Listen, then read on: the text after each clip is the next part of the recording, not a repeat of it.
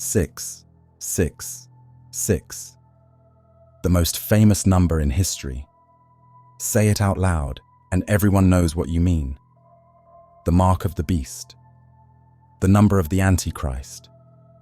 It's been tattooed on heavy metal album covers, scrawled into horror movie scripts, whispered in conspiracy theories. Some people fear it so much, they avoid addresses, phone numbers, license plates containing those digits. In 2003, when Ronald and Nancy Reagan moved to Bel Air, they changed their house number from 666 St. Cloud Road to 668. They didn't want to live at the Antichrist's address. But if you ask most people where 666 actually comes from, you'll get vague answers. The Bible, maybe. Revelation, if they paid attention in Sunday school. It's the devil's number, which isn't even technically correct. Here's what most people don't know. The number 666 is a code, a cryptogram, and if you crack it, you don't find Satan. You find a specific historical monster, a man who turned the empire into a nightmare. Here's what else most people don't know. The word Antichrist appears exactly 4 times in the Bible, and never in the book of Revelation. The Antichrist isn't even the main villain of apocalyptic prophecy. He's an idea that got built, brick by brick, over 2,000 years. An idea that became history's most versatile weapon. Medieval popes used it to condemn emperors. Protestant reformers used it to condemn popes. Every generation since has found a new candidate. Napoleon, Hitler, Reagan. Yes, some people thought it was Reagan. Saddam Hussein, Barack Obama, Donald Trump, Bill Gates. The list goes on and on and on. And here's the thing. They were all wrong. Every single one of them. The prophecies failed. The calculations didn't add up. The world didn't end.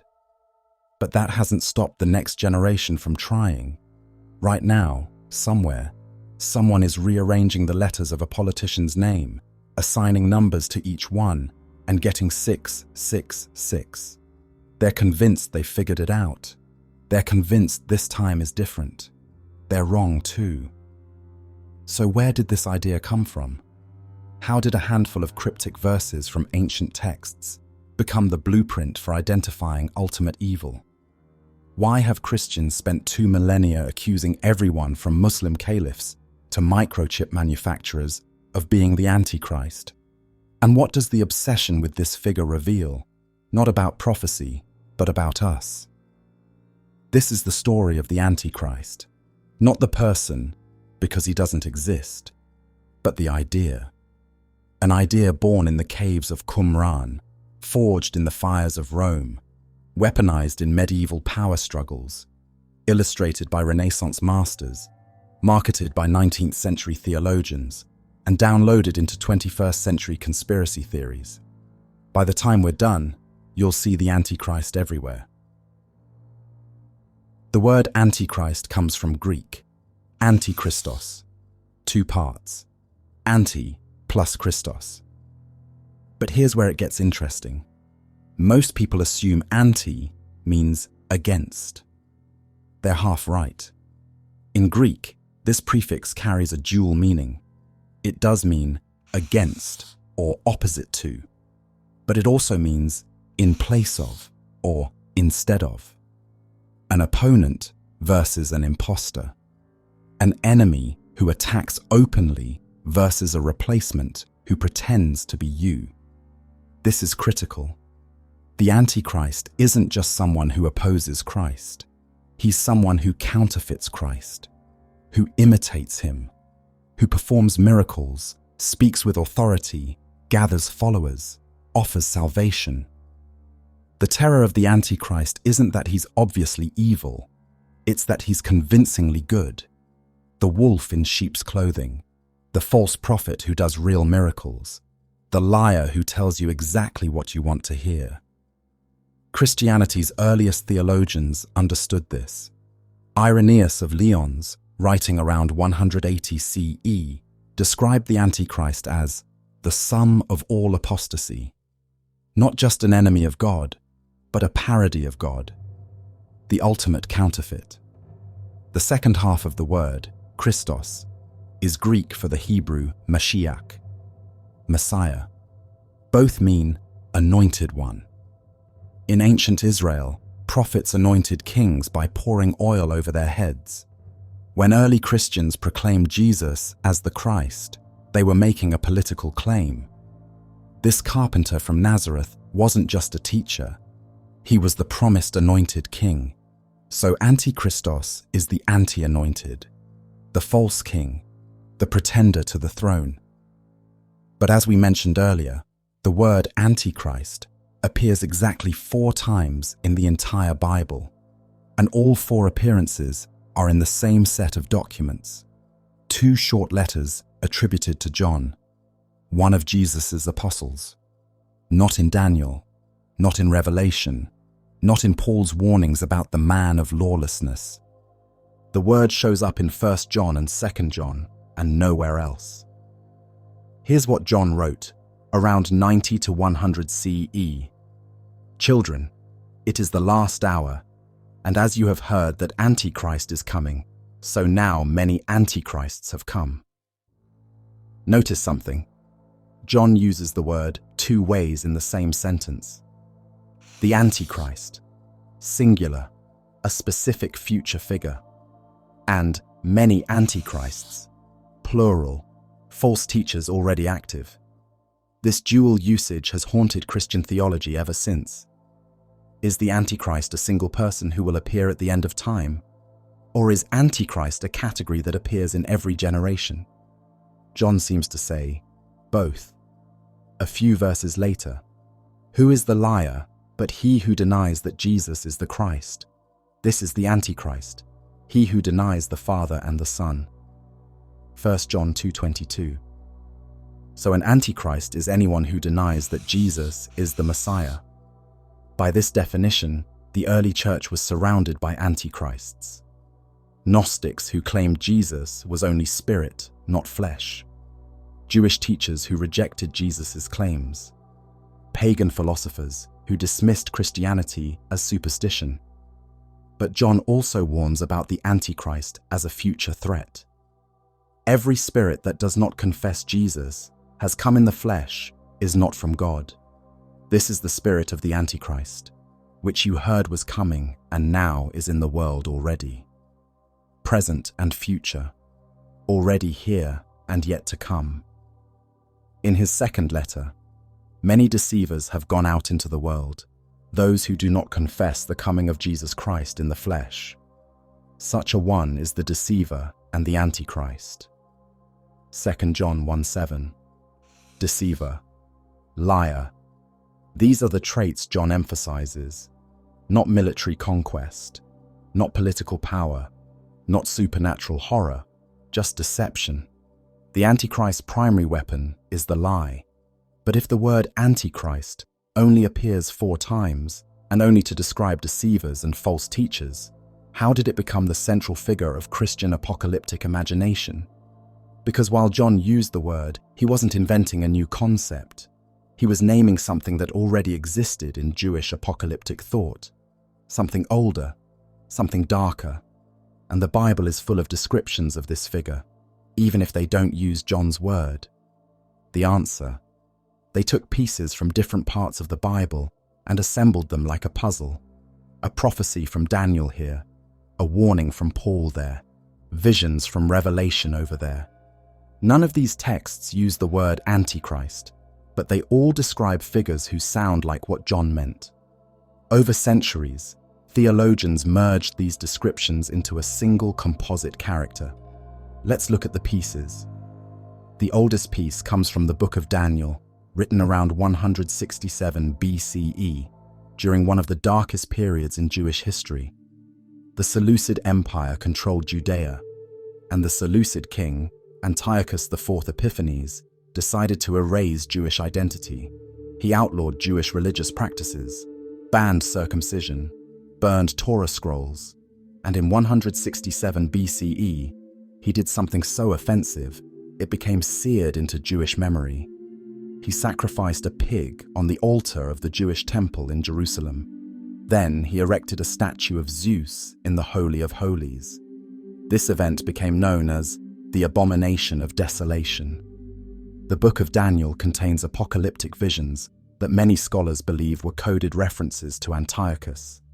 In chapter 7, Daniel describes 4 beasts rising from the sea. The 4th beast has 10 horns, representing 10 kings. Then a little horn emerges among them. I considered the horns, and behold, there came up among them another horn, a little one, before which 3 of the first horns were plucked up by the roots. And behold, in this horn were eyes like the eyes of a man, and a mouth speaking great things. Daniel 7:8. Later, the vision is interpreted. He shall speak words against the Most High, and shall wear out the saints of the Most High, and shall think to change the times and the law. Daniel 7:25. To the original Jewish readers, this little horn was Antiochus. But centuries later, Christian interpreters read these passages and saw something else, a prophecy about the future Antichrist, someone who would blaspheme God, persecute believers, and try to rewrite divine law. The pattern was set: an arrogant ruler, blasphemy, persecution, desecration of holy things. Fast forward 200 years. The Apostle Paul is writing to a young Christian community in Thessalonica around 50 to 60 CE. The believers are anxious. They think Jesus is going to return any day. Some have quit their jobs, believing the end is so near there's no point in working. Paul writes to correct them. Yes, Jesus is coming back, but not yet. Something has to happen first. Let no one deceive you in any way, for that day will not come unless the rebellion comes first, and the man of lawlessness is revealed, the son of destruction, who opposes and exalts himself against every so-called God or object of worship, so that he takes his seat in the temple of God, proclaiming himself to be God. 2 Thessalonians 2:3-4. The man of lawlessness, the son of destruction, a figure who will sit in God's temple and declare himself divine. This sounds like what Daniel described, but Paul takes it further. This figure is empowered by Satan. The coming of the lawless one is by the activity of Satan with all power and false signs and wonders, and with all wicked deception. 2 Thessalonians 2:9-10. Now we have supernatural power added to the profile. Not just a tyrannical king, but someone performing miracles through demonic influence. Deception so convincing that even believers might be fooled. Paul also mentions something mysterious, a restrainer, someone or something holding this figure back. For 2,000 years, theologians have debated what this restrainer is.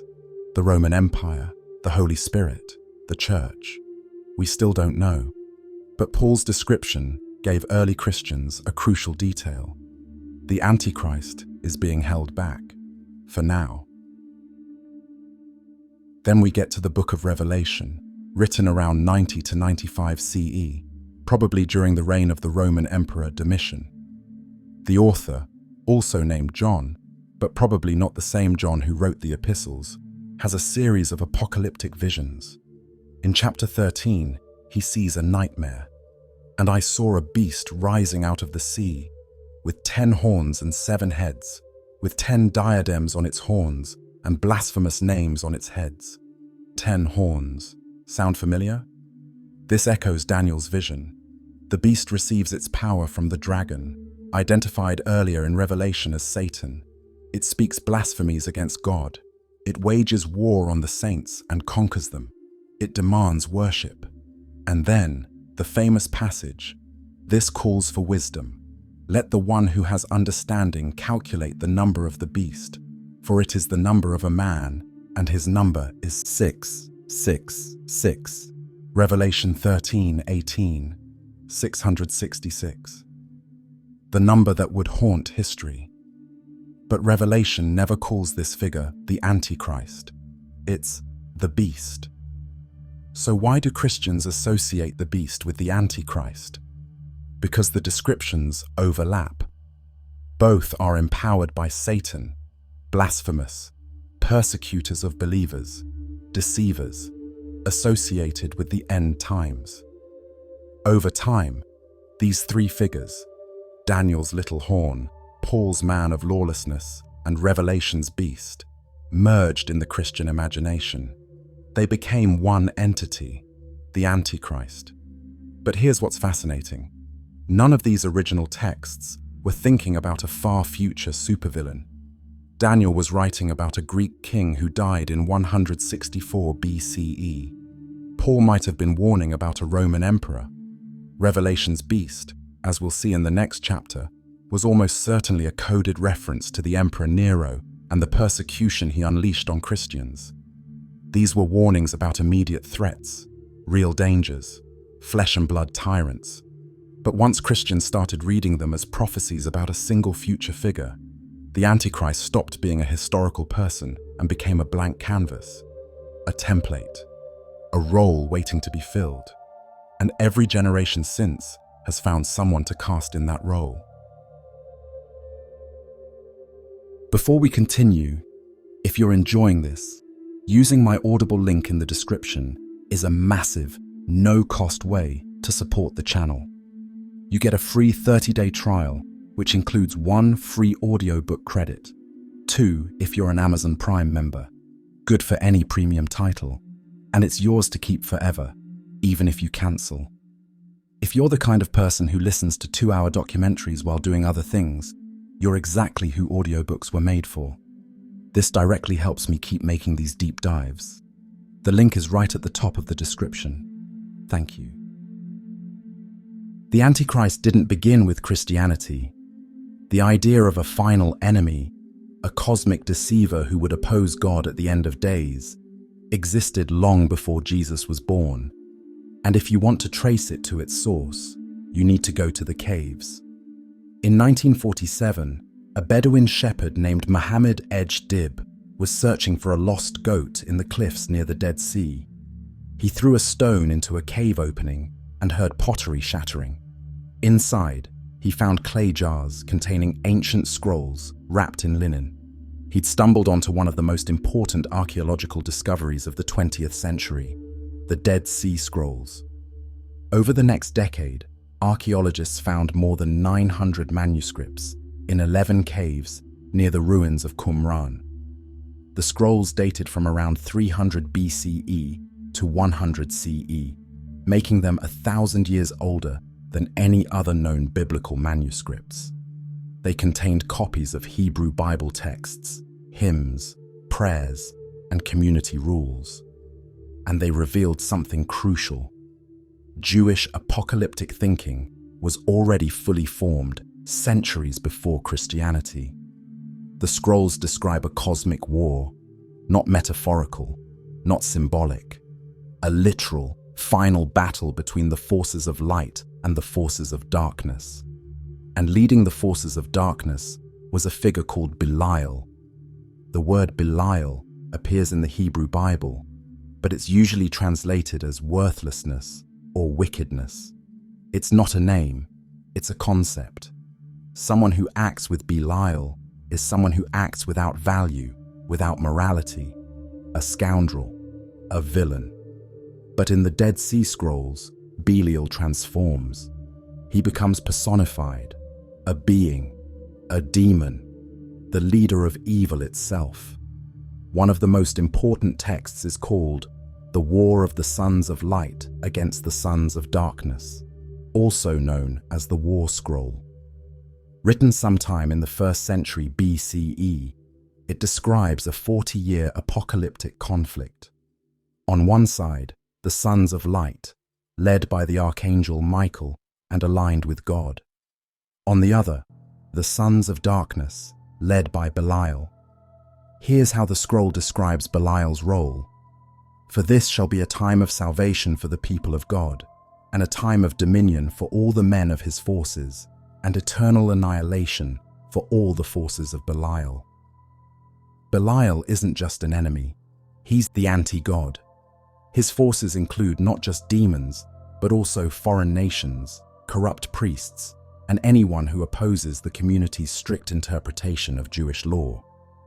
The War Scroll lays out battle formations, trumpet signals, prayers before combat. It reads like a military manual for the end of the world. Another text, the Damascus document, describes what it calls the three nets of Belial: fornication, wealth, and pollution of the sanctuary. Sound familiar?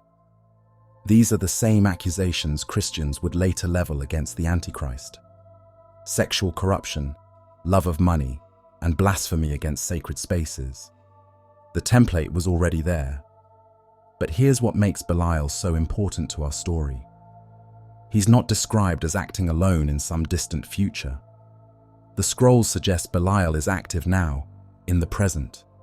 He's already deceiving people, already corrupting priests, already leading nations astray. The final battle is coming, yes, but the war has already started.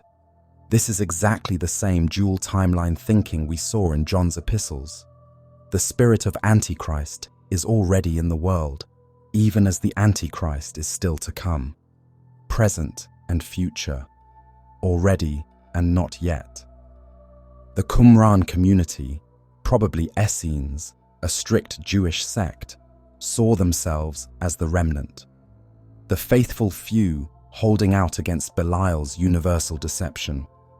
They withdrew from mainstream Jewish society because they believed the temple in Jerusalem had been compromised. The priests were corrupt.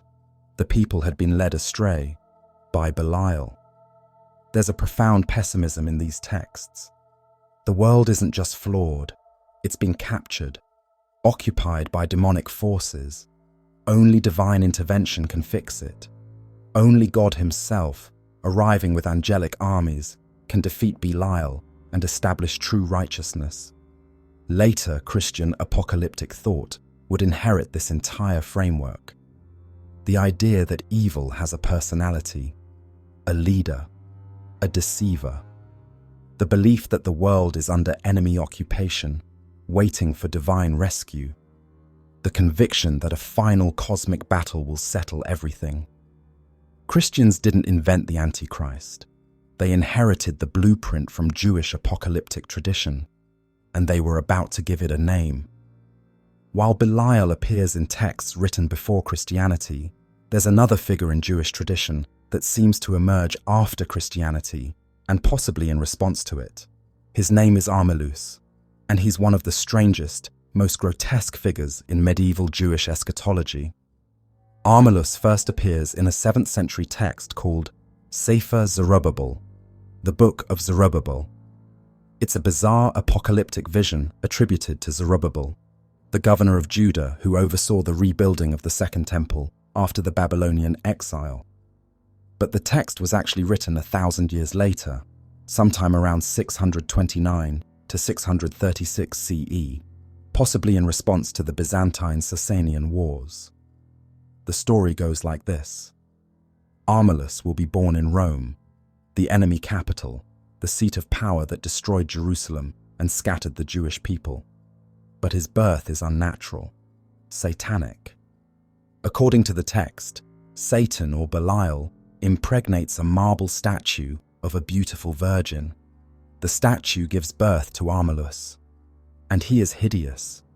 The text describes him as deformed, with one eye larger than the other, one arm longer than the other, deaf in his right ear. Some versions say he has 2 heads. He is the anti-Messiah, the opposite of beauty and divine favor in every way. Armilus will gather an army and conquer the earth. He'll establish his rule in Jerusalem, a deliberate inversion of the true Messiah's reign.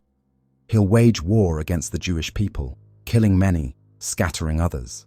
At the height of his power, he'll face the true Messiah, either Messiah son of David or Messiah son of Joseph, and be destroyed. The parallels to Christian Antichrist tradition are unmistakable. A satanic birth, a false ruler claiming divine authority, a reign of terror centered in Jerusalem, a final confrontation with the true anointed one. Even the name Armilus seems to be derived from either Romulus, the legendary founder of Rome, or perhaps as a cryptogram for Heraclius, the Byzantine emperor who briefly reconquered Jerusalem from the Persians in 629 CE. But here's the question scholars have debated for over a century. Did Armilus emerge from ancient Jewish apocalyptic traditions that Christians later borrowed? Or did Jewish writers develop the Armilus legend in response to hearing Christian Antichrist teachings? The evidence suggests the latter. Armilus doesn't appear in any pre-Christian Jewish texts. Not in Daniel, not in the Dead Sea Scrolls, not in the vast body of rabbinic literature from the first few centuries CE. He shows up suddenly in the 7th century, centuries after Christianity had spread extensively and developed its own Antichrist theology.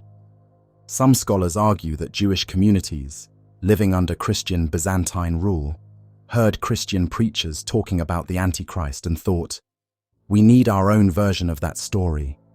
An enemy who opposes our Messiah, not theirs."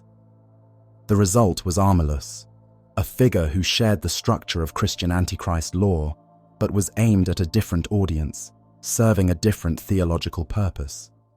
Over time, the figure evolved.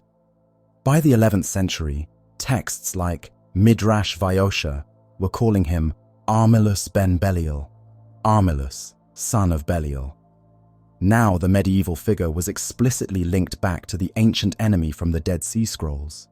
The lineage was complete. Belial had been personified in ancient texts, dormant for centuries in rabbinic thought, and then resurrected in a new form to combat Christian theological encroachment. Armilus never became as central to Judaism as the Antichrist became to Christianity. Rabbinic Judaism generally doesn't emphasize apocalyptic speculation the way Christianity does. But Armilus reveals something important. The idea of a final deceiver, a false messiah, an anti-anointed enemy was so powerful that it transcended religious boundaries.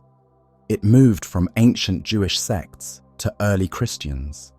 Then it circled back, transformed into medieval Jewish thought, and later, as we'll see, it would migrate again, this time into Islam, where it would take the form of the Dajjal.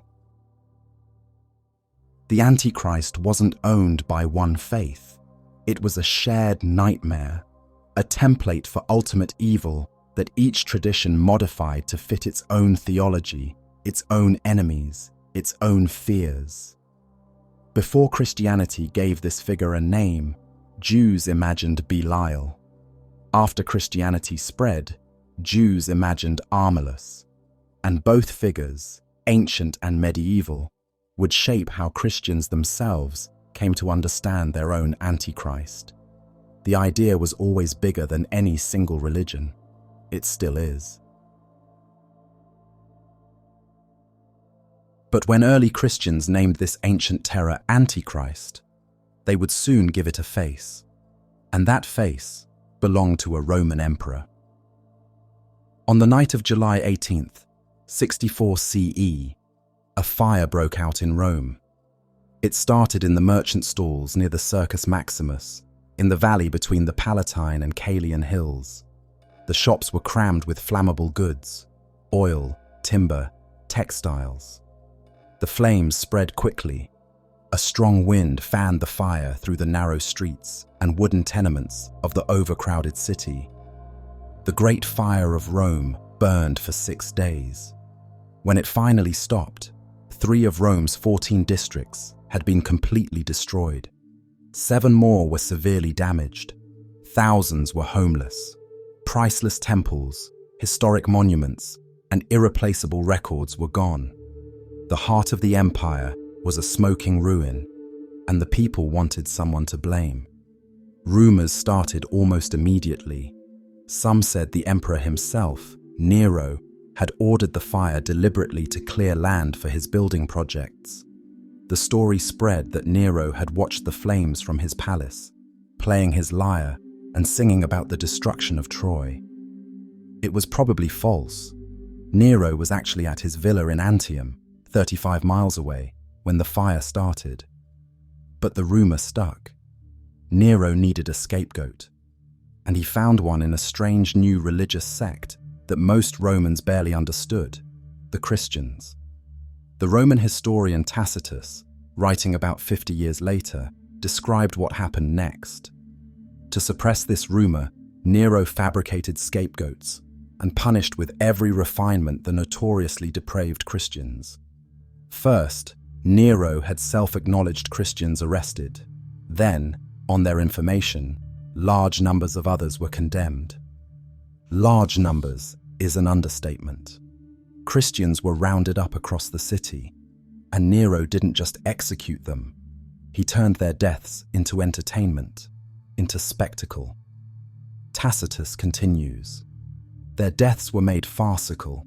Dressed in wild animals' skins, they were torn to pieces by dogs, or crucified, or made into torches to be ignited after dark as substitutes for daylight. Christians were covered in pitch and animal fat, tied to stakes in Nero's gardens and set on fire. Human torches, burning through the night to light Nero's garden parties. Others were sewn into animal skins and torn apart by wild dogs in the arena, crucified along the Appian Way, fed to lions. Nero made their suffering a public spectacle, a grotesque form of imperial theatre. Among the victims, according to Christian tradition, were two of the faith's most important leaders, Peter and Paul. Peter was reportedly crucified upside down, at his own request, because he didn't consider himself worthy to die in the same manner as Jesus. Paul, a Roman citizen, was granted the more humane execution of beheading. The first generation of Christian leaders was being systematically wiped out. And here's what's crucial. Even Tacitus, no friend to Christians, he calls them notoriously depraved and their religion a deadly superstition, admits that Nero's cruelty backfired. Despite their guilt as Christians and the ruthless punishment it deserved, the victims were pitied, for it was felt that they were being destroyed not for the public good, but to glut one man's cruelty. Think about that. Romans who hated Christians still felt pity watching them burn alive. The executions were too cruel, even by Roman standards. And this is a civilization that routinely crucified criminals and staged gladiatorial death matches for entertainment. This was the context in which the Book of Revelation was written. Christians living under existential threat, their leaders dead, their communities hunted, and at the center of it all, the emperor who had burned them like candles. Is it any wonder they saw Nero as the ultimate enemy, the beast, the embodiment of Satan's power on earth? Now here's where it gets interesting. Nero didn't stop haunting Christians after his death. In fact, his legend only grew darker, because when Nero died in 68 CE, a rumor started spreading that would persist for centuries. He wasn't really dead. He would return. Now we get to the number, 666. Where does it come from? What does it mean? And why has it terrified people for 2,000 years? The answer is hidden in plain sight, in a single verse in the Book of Revelation. This calls for wisdom. Let the one who has understanding calculate the number of the beast, for it is the number of a man, and his number is 666. This calls for wisdom. In other words, this is a puzzle. You need to figure it out. Calculate the number of the beast. Not guess, not interpret. Calculate. Mathematics. There's a specific method involved. For it is the number of a man, not a demon, not a supernatural entity, a human being, a specific person. So how do you calculate a person's number? The answer is gematria, an ancient practice of assigning numerical values to letters. Hebrew and Greek didn't have separate number systems. They used letters as numbers. Aleph equals 1, Bet equals 2, and so on. Every word had a numerical value. You could add up the letters in someone's name and get their number. This wasn't mysticism, it was arithmetic. And in the 1st century, when Christians were being hunted and killed, gematria was also code, a way to criticize the emperor without writing his name. Graffiti in Pompeii shows how common this practice was.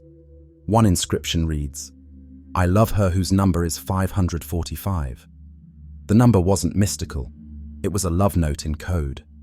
So when Revelation says, "Calculate the number of the beast," early Christians would have immediately understood, this is a coded name. Figure out who. Let's do the math. Take the name Nero Caesar, translate it into Greek, Neron Kaiser, then transliterate those Greek letters into Hebrew, because Hebrew gematria was the most common system. Each Hebrew letter has a numerical value. Nun equals 50, Resh equals 200, Vav equals 6, and so on. When you add up all 7 letters in Neron Kaiser, transliterated into Hebrew, you get exactly 666. Nero Caesar equals 666. But wait, there's more. Some ancient manuscripts of Revelation don't have 666. They have 616. For centuries, scholars thought this was a scribal error. Someone copying the text got the number wrong. Except it wasn't an error. It's actually proof that the Nero interpretation is correct. Here's why. If you spell Nero's name using the Latin spelling instead of the Greek, Nero Caesar instead of Neron Kaiser, you drop 1 letter in the Hebrew transliteration. That changes the total from 666 to 616. The scribal variant isn't an error, it's a translation choice. Greek-speaking Christians used one spelling and got 666. Latin-speaking Christians used another and got 616. Both numbers point to the same person, Nero. This is devastating evidence. It means the number of the beast wasn't some mystical prophecy about a future Antichrist. It was a coded identifier for a specific Roman emperor who was actively persecuting Christians at the time Revelation was written. Revelation wasn't predicting the future. It was speaking in code about the present. Think about the context. Christians couldn't openly call Nero the enemy of God. They'd be arrested and executed. So they spoke in symbols. The beast, the dragon, the number. To Roman authorities reading the text, it would seem like harmless religious fantasy. But to Christians, the message was clear. Nero is the beast. The emperor is Satan's instrument.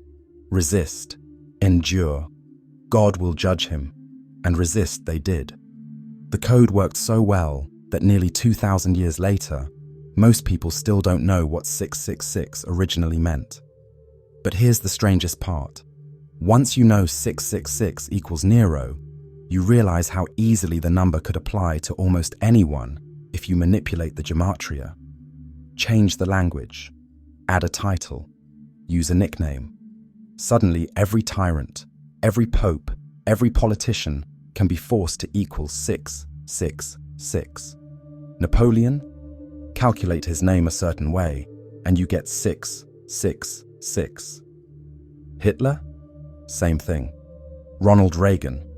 His full name, Ronald Wilson Reagan, has 6 letters in each name. 666. Conspiracy theorists loved it. Bill Clinton, George W. Bush, Barack Obama, Donald Trump. Every president has been accused of being the beast. And every accusation involves creative number manipulation. Because once you decide someone is the Antichrist, you can make the math work. But the original meaning was clear, precise, deliberate. 666 was Nero, the first Antichrist. And when he died, Christians thought the nightmare was over. They were wrong. In 68 CE, facing revolt from his own military and condemnation by the Roman Senate, Nero fled Rome. He ended up in a villa outside the city, surrounded by a handful of loyal servants. When he heard cavalry approaching to arrest him, he ordered a servant to kill him. The servant refused, so Nero tried to stab himself in the throat. He botched it. A secretary had to help him finish the job. His last words, according to the historian Suetonius, were, "What an artist the world is losing." Nero was dead. The beast was slain. Christians could breathe. Except the story didn't end there. Almost immediately, rumors began circulating that Nero wasn't actually dead, that he had faked his suicide and escaped, that he had fled east to Parthia, Rome's great rival empire, and was gathering an army, that he would return with Parthian forces, reconquer Rome, and unleash a reign of terror worse than anything he'd done before. This belief became known as Nero redivivus, Nero reborn. And here's the strangest part. It lasted for centuries. Between 69 CE and the early 5th century, nearly 400 years, at least 3 impostors claimed to be Nero. All of them gained significant followings. One, in 69 CE, appeared in Greece and Asia Minor, playing the lyre and singing, just like Nero used to. He gathered enough support that Roman authorities had to hunt him down and kill him. Another appeared around 80 CE. This one made it all the way to Parthia and convinced the Parthian king that he was the real Nero. The king almost went to war with Rome over it. Diplomatic negotiations had to resolve the crisis. A third appeared around 88 to 89 CE. Again, Parthia got involved. Again, Rome had to deal with a political nightmare because people kept believing Nero was alive. Why did this myth have such staying power? Partly because Nero's body was never publicly displayed. He was cremated immediately in a private ceremony. No one outside his inner circle could confirm he was actually dead. In an age without photographs or forensic science, you had to take the government's word for it. And many people didn't trust the government. But there was something deeper. Nero had been so powerful, so terrifying, so larger than life, that people couldn't accept he was just gone. Tyrants that monstrous don't simply die quietly in a villa. They don't disappear. They come back. The Nero redivivus legend gave form to a primal fear. The monster isn't dead. He's waiting. He's planning. And one day, he'll return, stronger, angrier, more dangerous. Now look at what the book of Revelation says about the beast. One of its heads seemed to have a mortal wound, but its mortal wound was healed. Revelation 13:3. As for the beast that was and is not, it is an eighth, but it belongs to the 7, and it goes to destruction. Revelation 17:11. The beast that was and is not existed, then didn't exist. Dead, but not dead. A leader who will return. This is Nero redivivus in biblical code. Revelation wasn't just identifying Nero as the beast. It was responding to the myth that he would come back. The author was saying, yes, the beast seems to have been defeated, but don't be deceived. The enemy will return, or someone just like him will arise. This became one of the Antichrist's defining features. Not just that he's evil, but that he's recurrent. Every generation has one. He takes different forms, different names, but the spirit is the same. The enemy is immortal, even when individual tyrants die. The pattern was set here, with Nero. The first Antichrist didn't stay dead in Christian imagination, because the historical Nero didn't stay dead in Roman imagination. The myth fed the theology fed the myth, and both fed centuries of apocalyptic speculation. When medieval Christians looked for the Antichrist, they expected him to be a returning figure, someone who had been defeated before but came back. When modern Christians identify political leaders as the Antichrist, they're unconsciously echoing Nero redivivus. This time, he's returned. Nero died in 68 CE, but Nero redivivus, the idea that the ultimate tyrant never truly dies, he only waits, is still with us. Every time someone calculates a politician's name and gets 666, they're participating in a 2,000-year-old ritual.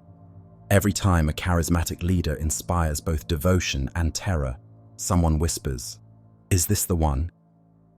Nero wasn't the Antichrist because of anything the biblical texts originally said. He became the Antichrist because early Christians, living under his persecution, reading coded texts, warning about beasts and dragons, made the connection. They cracked the code, they identified the enemy, and then they made a mistake. They universalized him. They turned a specific historical monster into a timeless template. They transformed Nero into an archetype that every civilization since has tried to fill. The man died. The myth lives on. And 2,000 years later, we're still calculating names, still looking for 666, still waiting for him to return.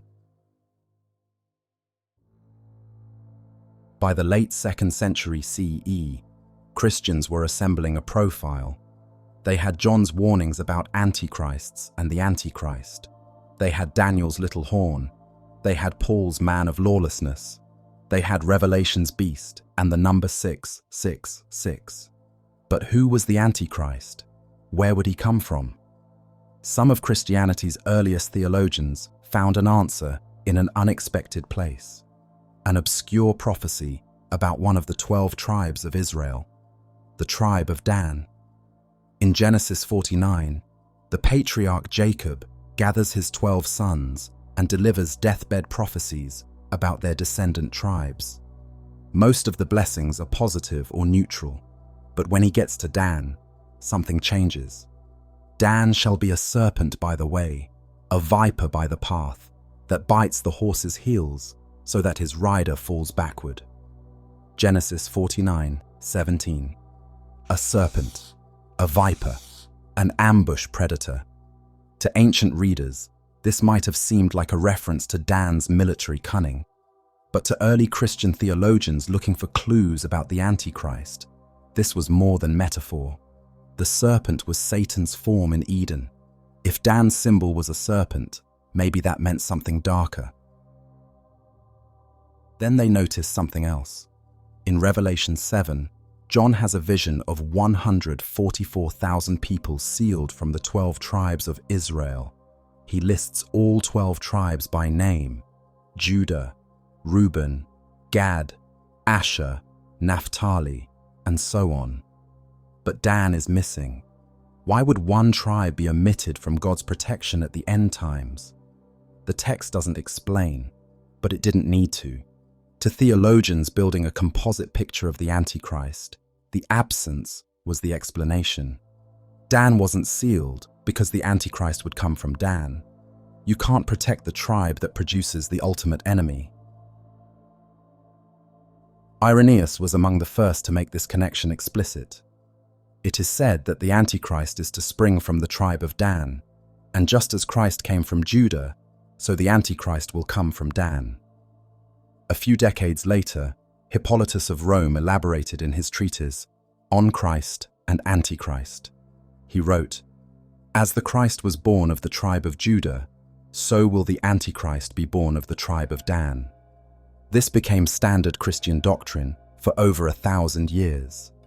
Medieval artists depicted the Antichrist with Dan's tribal symbols. Theologians referenced it in sermons. The tribe that settled in northern Israel, that had struggled with idolatry in the time of the Judges, was now eternally marked as the source of ultimate evil. But here's the thing. There's no biblical text that explicitly says this. Genesis calls Dan a serpent, but it doesn't say, "And from you will come the Antichrist." Revelation omits Dan, but it doesn't explain why. The connection was inference, pattern recognition. Christians looking for answers in ancient texts and finding what they needed to find. They were building the Antichrist's biography from scraps, and once one detail was established, the rest fell into place. Since the Antichrist comes from Dan, he must be Jewish. If he's Jewish, he will likely claim to be the Messiah, which means he must rebuild the temple in Jerusalem, only to defile it.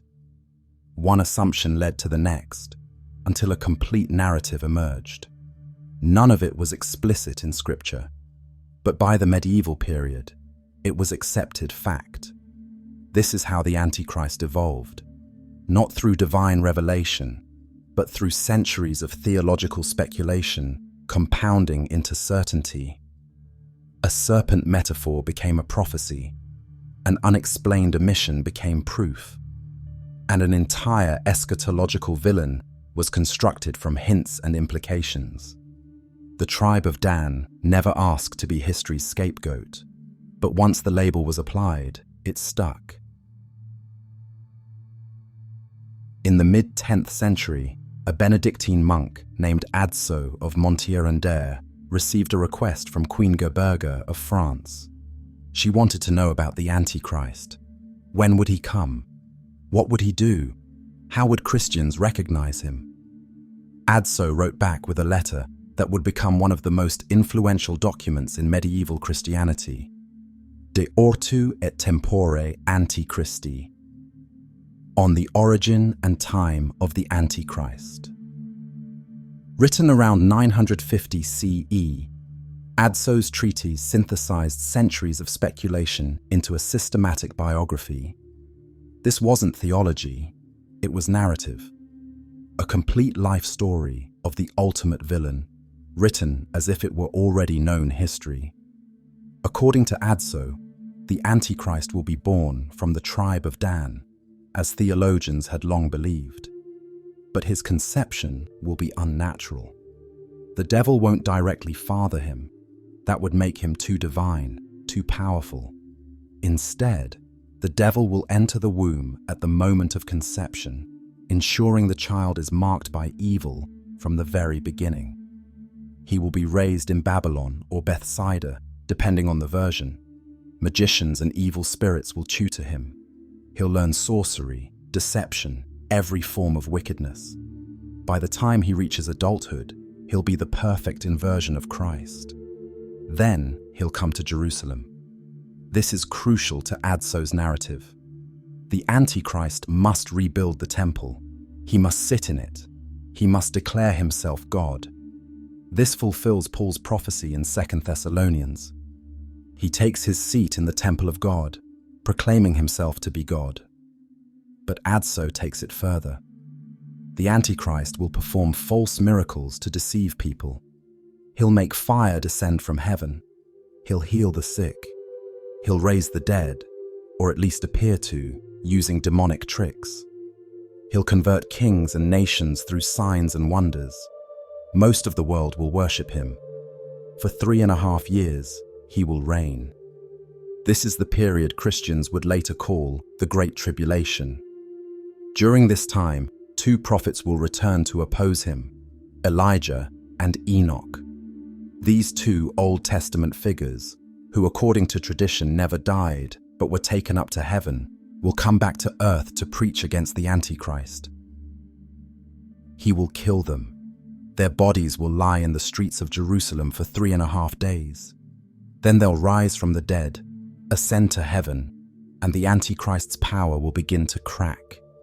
At the climax, the Antichrist will gather his armies on the Mount of Olives, the same place Jesus ascended to heaven. He'll prepare for a final confrontation with God, and then Christ will return. Or in some versions, the Archangel Michael will strike him down. Either way, the Antichrist will be destroyed. Not slowly, not through human effort, instantaneously, by divine power. Adso's letter became the standard text on the Antichrist for centuries. Monks copied it, preachers quoted it, scholars referenced it. By the 13th century, over 100 manuscript copies were in circulation. What's remarkable is how specific Adso was about things Scripture never mentions. The Bible doesn't say the Antichrist will rebuild the temple. It doesn't name Elijah and Enoch as his opponents. It doesn't specify the Mount of Olives as the site of his destruction. Adso filled in the gaps. And once those gaps were filled, they became fact. Medieval Christians didn't read Adso's letter as speculation. They read it as prophetic truth. The Antichrist biography was set. All that remained was for history to produce the man who fit the description. And throughout the Middle Ages, plenty of candidates emerged. On February 22nd, 1240, Pope Gregory IX sent a letter to the rulers of Christian Europe. The letter had a simple message. The Holy Roman Emperor, Frederick II, was the Antichrist. Not metaphorically, not symbolically. The Pope declared that Frederick was literally the beast from Revelation, the man of lawlessness, the enemy prophesied to appear at the end of days. This wasn't a theological debate. It was a political weapon. Frederick II of Hohenstaufen was one of the most powerful rulers in medieval Europe. He controlled the Holy Roman Empire, Sicily, parts of Italy, and had claims to Jerusalem through the Crusades. He spoke 6 languages. He patronized science, philosophy, and the arts. He was called Stupor Mundi, the wonder of the world. He was also in direct conflict with the Pope. The struggle between Frederick and the papacy was about power. Who ruled Christendom, emperors or popes? Who had ultimate authority, the crown or the church? This wasn't new. Popes and emperors had been fighting for centuries. But Frederick took it further. He challenged papal authority openly. He taxed church lands. He appointed bishops without papal approval. He treated the Pope as a political rival, not a spiritual superior. So Gregory fought back with the most powerful accusation available: Antichrist. The papal propaganda was vicious. Frederick was accused of calling Moses, Jesus, and Muhammad the 3 great deceivers of mankind. Whether he actually said this is debated by historians. It sounds suspiciously like something his enemies would want him to have said. But true or not, the label stuck. He was accused of atheism, of sorcery, of keeping a harem, of being in league with Muslims. Every vice, every heresy, every moral failing was attributed to him, and the apocalyptic imagery was deployed in full force. Frederick was the beast rising from the sea. He was the dragon. He was the little horn. The papal letters describe him in the same terms Adso used for the Antichrist: deceiver, blasphemer, persecutor of the saints. Frederick responded in kind. He called the Pope a false prophet. He suggested the papacy itself was corrupt beyond redemption. His supporters argued that if anyone was the Antichrist, it was the Pope, not the Emperor. This is the first time we see Antichrist accusations flying in both directions. What's crucial here is that neither side was talking about the far future. They weren't speculating about end times prophecy. They were using the Antichrist as a tool in a present tense political war. The accusation wasn't, he might be the Antichrist someday. It was, he is the Antichrist now, and you need to oppose him. Frederick II died in 1250. He was not, as it turns out, the Antichrist. The world did not end. Christ did not return. The apocalypse was postponed. But the accusation set a precedent. Once the label had been used as a political weapon, it would be used again, and again, and again. Popes would call emperors the Antichrist. Emperors would call popes the Antichrist. Reformers would call the church the Antichrist. Defenders of the church would call reformers antichrists. The term stopped being a theological concept and became rhetorical ammunition. And here's the thing, it worked. Calling someone the Antichrist wasn't just an insult. It was delegitimization. It was dehumanization. It said, this person is not just wrong, they're evil incarnate. They're the enemy of God himself. You don't negotiate with the Antichrist. You destroy him. The Antichrist had been weaponized. By 1250, this accusation was a standard political tool within the borders of Europe. But this internal fracturing was only possible because a much older, external precedent had already been set. To find the source of this civilizational rivalry, we have to rewind 6 centuries to a moment when a new power emerged from the Arabian Peninsula, one that would force Christendom to redefine itself through a shared, apocalyptic enemy.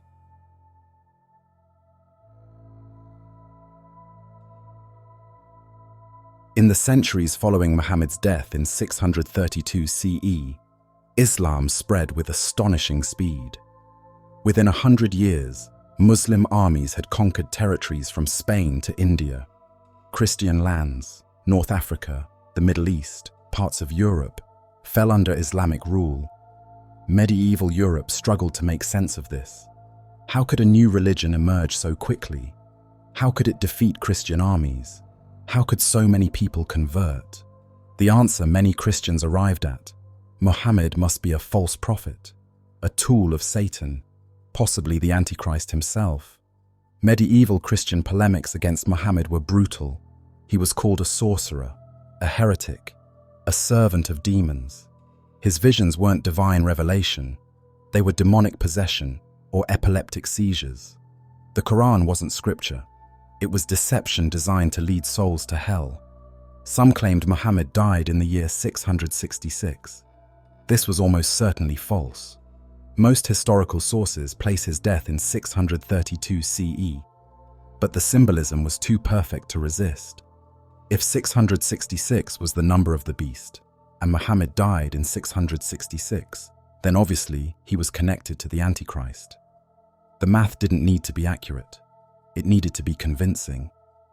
John of Damascus, writing in the 8th century, was one of the earliest Christian theologians to systematically critique Islam.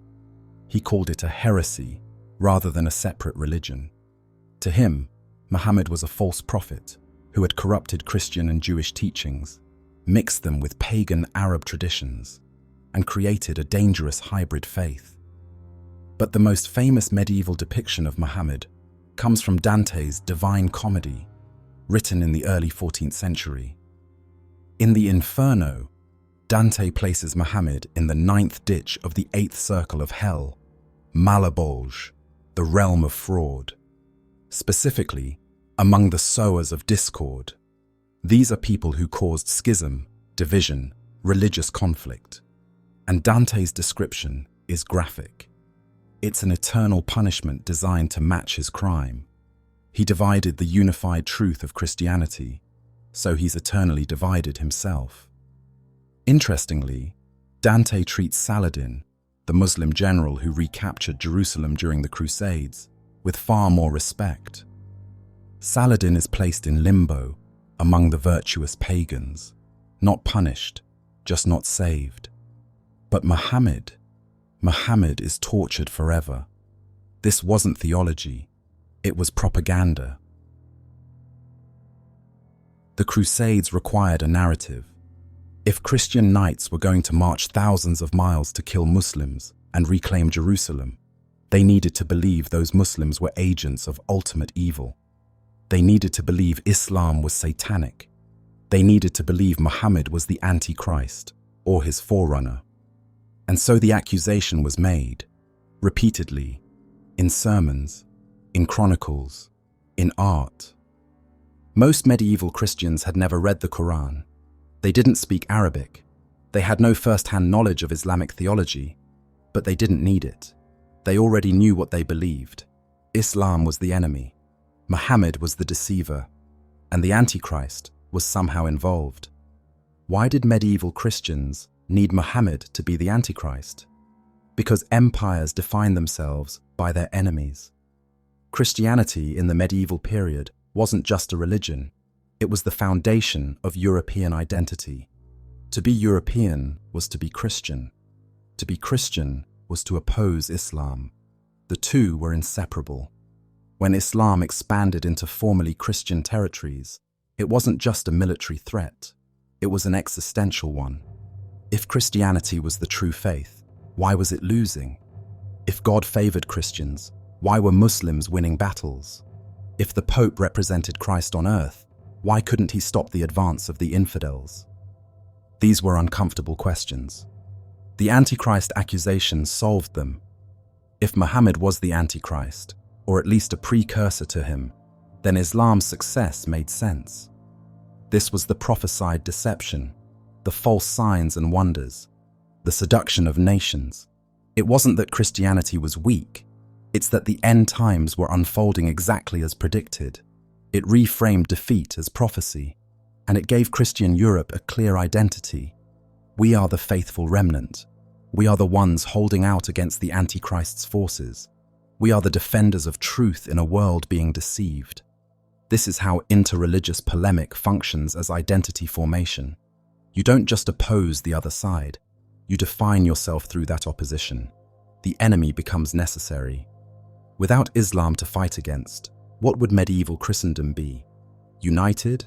Hardly. European Christians spent centuries fighting each other.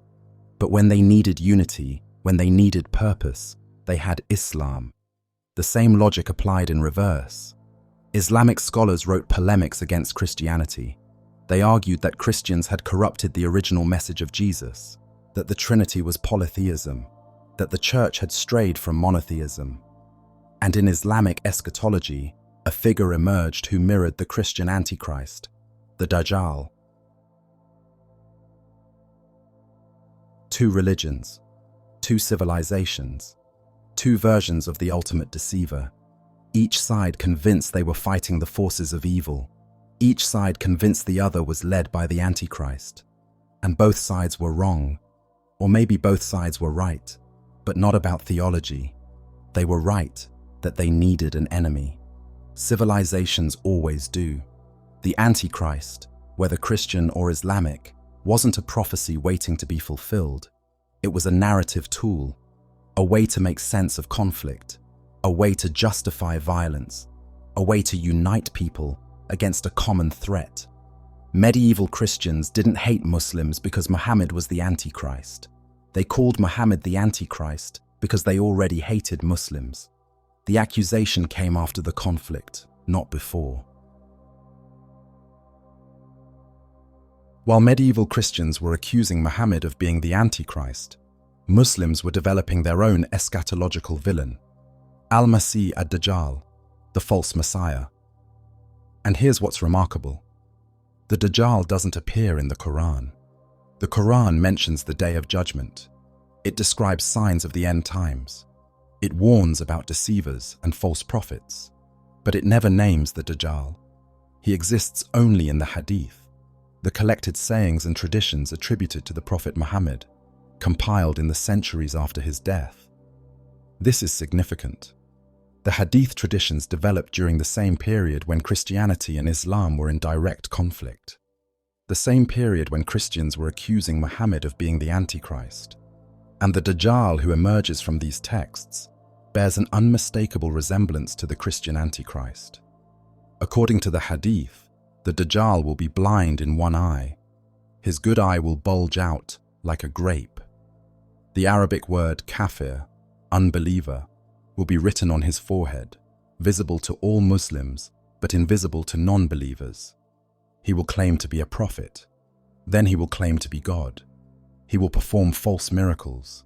He'll make rain fall. He'll command the earth to bring forth crops. He'll appear to heal the sick and raise the dead. Though these will be demonic illusions, not true resurrection. He will travel the entire earth spreading deception. But there are two places he cannot enter, Mecca and Medina. Angels guard these holy cities. The Dajjal's power ends at their gates. His reign will last 40 days, though one day will be like a year, another like a month, another like a week, and the rest like normal days. Islamic scholars have debated what this means for centuries. Is it literal, symbolic, a reference to the perception of time during crisis? At the height of the Dajjal's power, Jesus, in Arabic, Isa, will return, not as a prophet this time, but as a warrior. Islamic eschatology teaches that Jesus didn't die on the cross. He was taken up to heaven and will return at the end of days to fight the Dajjal. Working alongside Jesus will be the Mahdi, the guided one, a righteous leader who will unite Muslims and prepare the way for the final battle. Together, Jesus and the Mahdi will confront the Dajjal, and Jesus will kill him. Some traditions say he'll strike him down at the gate of Lod in present-day Israel. Others say it'll be in Damascus. But the outcome is the same. The deceiver dies, the faithful are vindicated, and the day of judgment follows.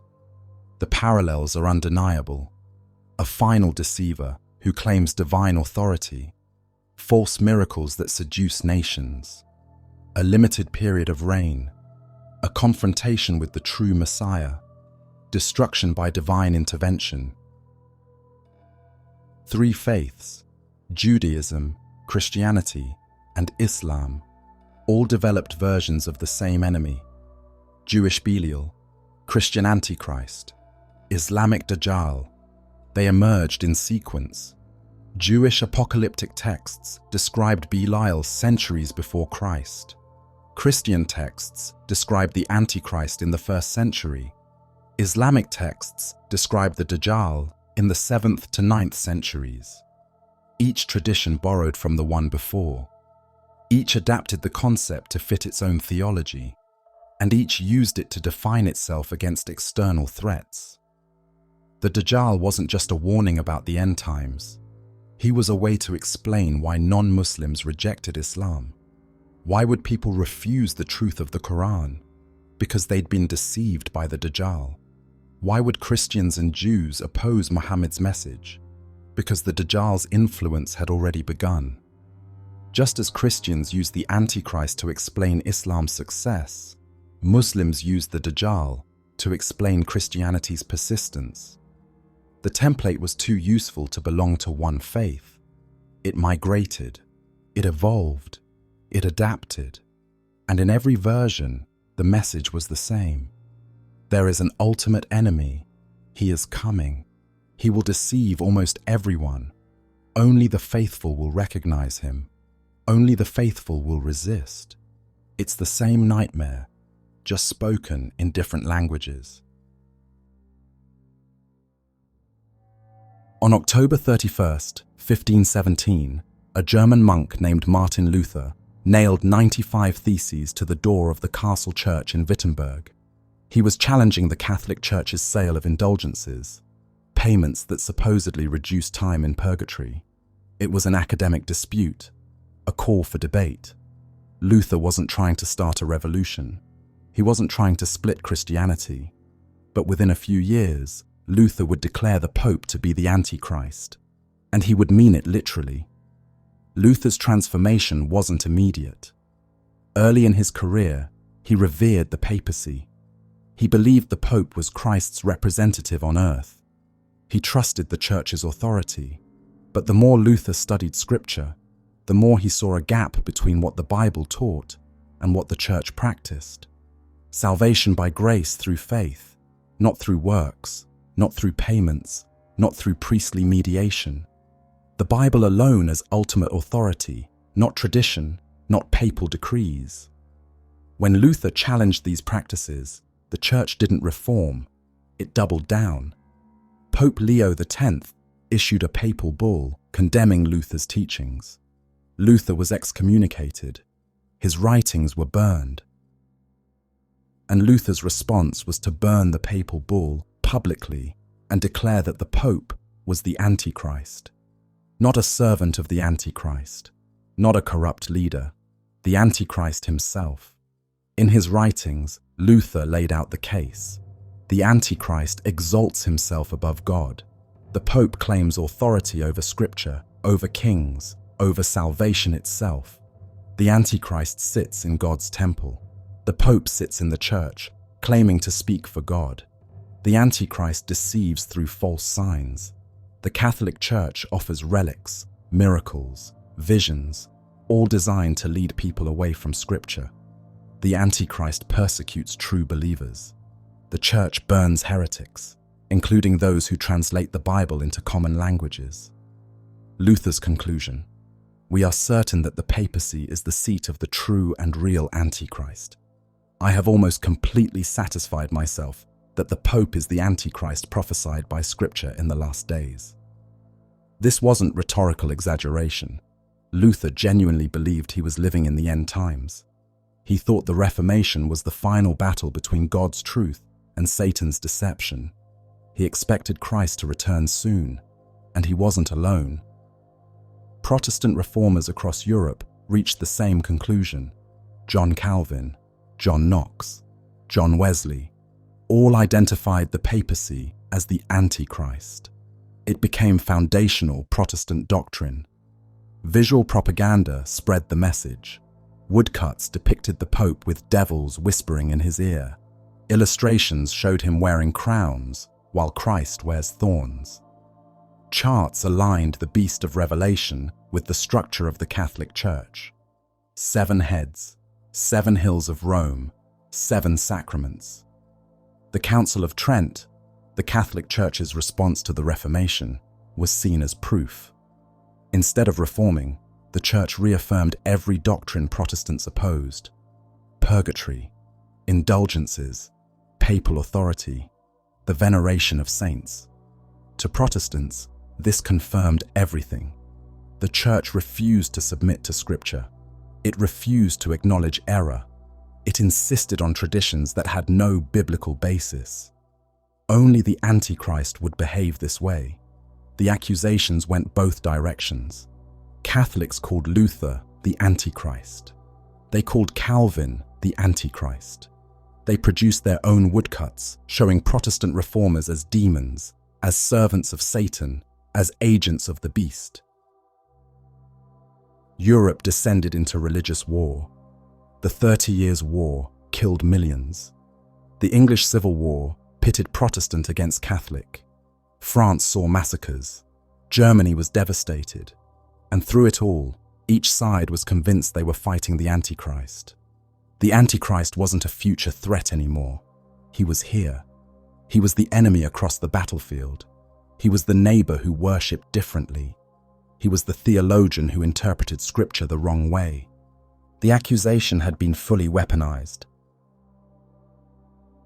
The identification of the Pope as the Antichrist became so foundational to Protestant identity that it was written into confessional statements, official declarations of belief that defined denominations. The Westminster Confession of 1646, a cornerstone document for Presbyterian and Reformed churches, stated explicitly, "There is no other head of the Church but the Lord Jesus Christ, nor can the Pope of Rome, in any sense, be head thereof, but is that Antichrist, that man of sin and son of perdition, that exalts himself in the Church against Christ." The Smalcald Articles, written by Luther in 1537, declared, "The Pope is the very Antichrist, who has exalted himself above and opposed himself against Christ." These weren't fringe opinions. They were official doctrine. If you were a Protestant in the 16th and 17th centuries, believing the Pope was the Antichrist wasn't optional. It was part of what it meant to be Protestant. This belief shaped politics. Protestant nations viewed Catholic nations as agents of the Antichrist. England's conflict with Spain was eschatological. The Spanish Armada in 1588 was the beast rising from the sea. The belief shaped culture. Protestant literature, art, sermons, and hymns reinforced the message. John Bunyan's Pilgrim's Progress, one of the most influential books in Protestant history, depicts the Pope and his agents as enemies of the faithful pilgrim. And the belief persisted for centuries. Even into the 20th century, some Protestant denominations maintained the official position that the Pope is the Antichrist. The Seventh-day Adventist Church, founded in the 19th century, still teaches this as core doctrine. They identify the papacy as the little horn of Daniel, the beast of Revelation, and the Antichrist of 2 Thessalonians. Most mainstream Protestant denominations have quietly dropped or softened the language. Ecumenical movements in the 20th century made it awkward to call the leader of 1 billion Christians the embodiment of ultimate evil. The Second Vatican Council in the 1960s open dialogue between Catholics and Protestants. Cooperation replaced condemnation. But the legacy remains. Protestant identity was forged in opposition to Rome. The Reformation was about defining a new kind of Christian community, and part of that definition required an enemy. The Antichrist was a boundary marker: us versus them, truth versus deception, light versus darkness. The irony is that this made Protestantism the mirror image of what it opposed. Catholics had used the Antichrist accusation against emperors and political enemies. Protestants used it against the Pope. Both sides claimed to be defending truth. Both sides claimed divine authority. Both sides were willing to kill for their interpretation of Scripture. The Antichrist accusation didn't unify Christianity. It fragmented it. And here's the uncomfortable truth: it worked. Protestantism as a movement needed the papacy to be the Antichrist. Without that enemy, what held Protestants together? Theological differences between Lutheran, Reformed, Anglican, Baptist, and other traditions were significant. They disagreed on baptism, communion, church structure, predestination, but they all agreed on one thing: the Pope was the Antichrist. That shared enemy created shared identity. It's the same pattern we saw with medieval Christianity and Islam. Define yourself by your enemy. Unite against a common threat. Survival through opposition. The Antichrist, once again, was less about prophecy and more about politics. Less about the end of the world and more about the present struggle for power, authority, and legitimacy. The accusation was a tool, and like any tool, it worked because people believed it was something more. In the early 19th century, as Napoleon Bonaparte conquered most of Europe, Christians across the continent became convinced they were living in the end times. And Napoleon was the Antichrist. The evidence seemed overwhelming. He was a tyrant who crowned himself emperor, rejecting divine authority. He conquered nations, redrew borders, and brought kings to their knees. He seemed unstoppable, invincible, beyond human. And then there was the math. His name could be manipulated to equal 666, depending on which language, title, or spelling variation you used. The calculations worked because people wanted them to work. But the most significant reason Christians identified Napoleon as the Antichrist wasn't mathematical. It was political.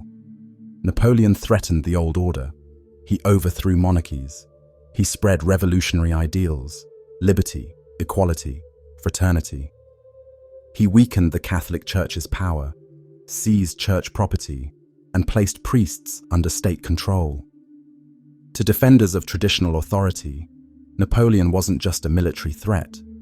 He was a spiritual one. The Russian Orthodox Church officially declared Napoleon the Antichrist. Interestingly, one of the accusations was that he didn't persecute Jews.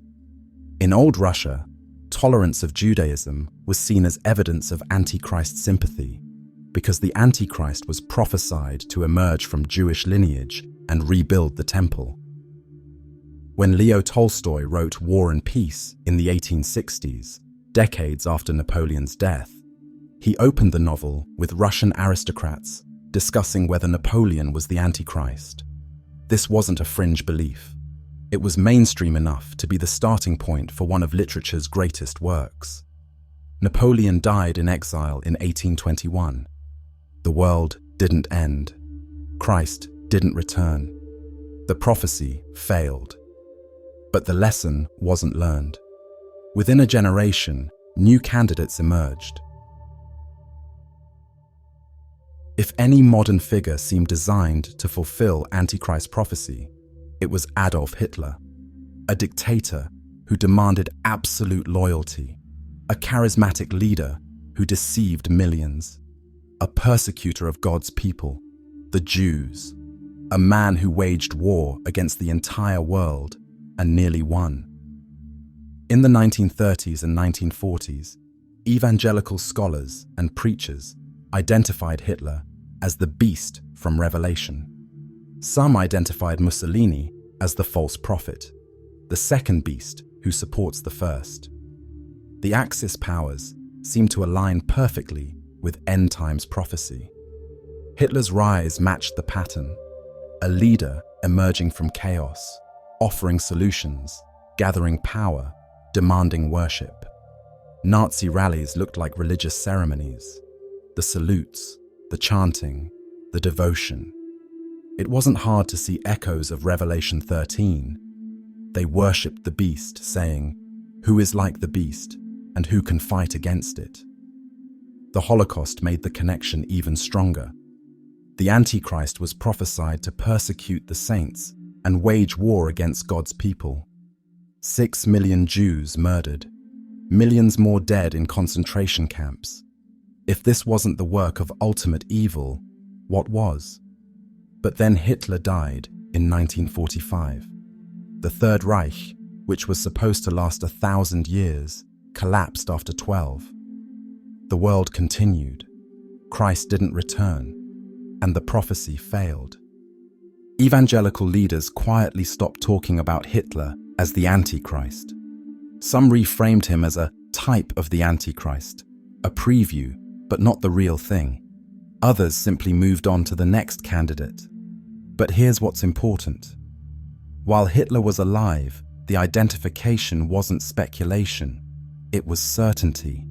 Sermons proclaimed it. Books detailed it. Prophecy charts mapped it out. And when the certainty proved wrong, there was no reckoning, no questioning of the method, no examination of how pattern recognition and fear had produced false confidence. Instead, the search continued. Because if Hitler wasn't the Antichrist, someone else must be. After World War II, the Antichrist hunt shifted focus. During the Cold War, some evangelicals identified Soviet leaders as potential antichrists. Mikhail Gorbachev became a favorite candidate in the 1980s. His birthmark, a prominent stain on his forehead, was called the Mark of the Beast. Books were published. Prophecy conferences discussed it. For a brief moment, Gorbachev was the leading Antichrist candidate. Then, the Soviet Union collapsed. Gorbachev faded from power. The apocalypse didn't arrive. The Gulf War in 1991 produced a new candidate, Saddam Hussein. Saddam ruled Iraq. Iraq was ancient Babylon. The Book of Revelation describes Babylon as the seat of the beast's power. Saddam even undertook restoration projects on the ruins of ancient Babylon, inscribing his name on bricks, just like Nebuchadnezzar had done millennia earlier. He styled himself as the heir to Babylonian glory. Evangelical prophecy teachers connected the dots. The Euphrates River, mentioned in Revelation, flows through Iraq. Saddam's invasion of Kuwait was framed as the beginning of the final conflict. Some predicted the Gulf War would escalate into Armageddon. It didn't. Saddam was deposed in 2003 and executed in 2006. Christ didn't return. Then came the 21st century, and the accusations accelerated. Barack Obama was called the Antichrist by politically motivated Christians.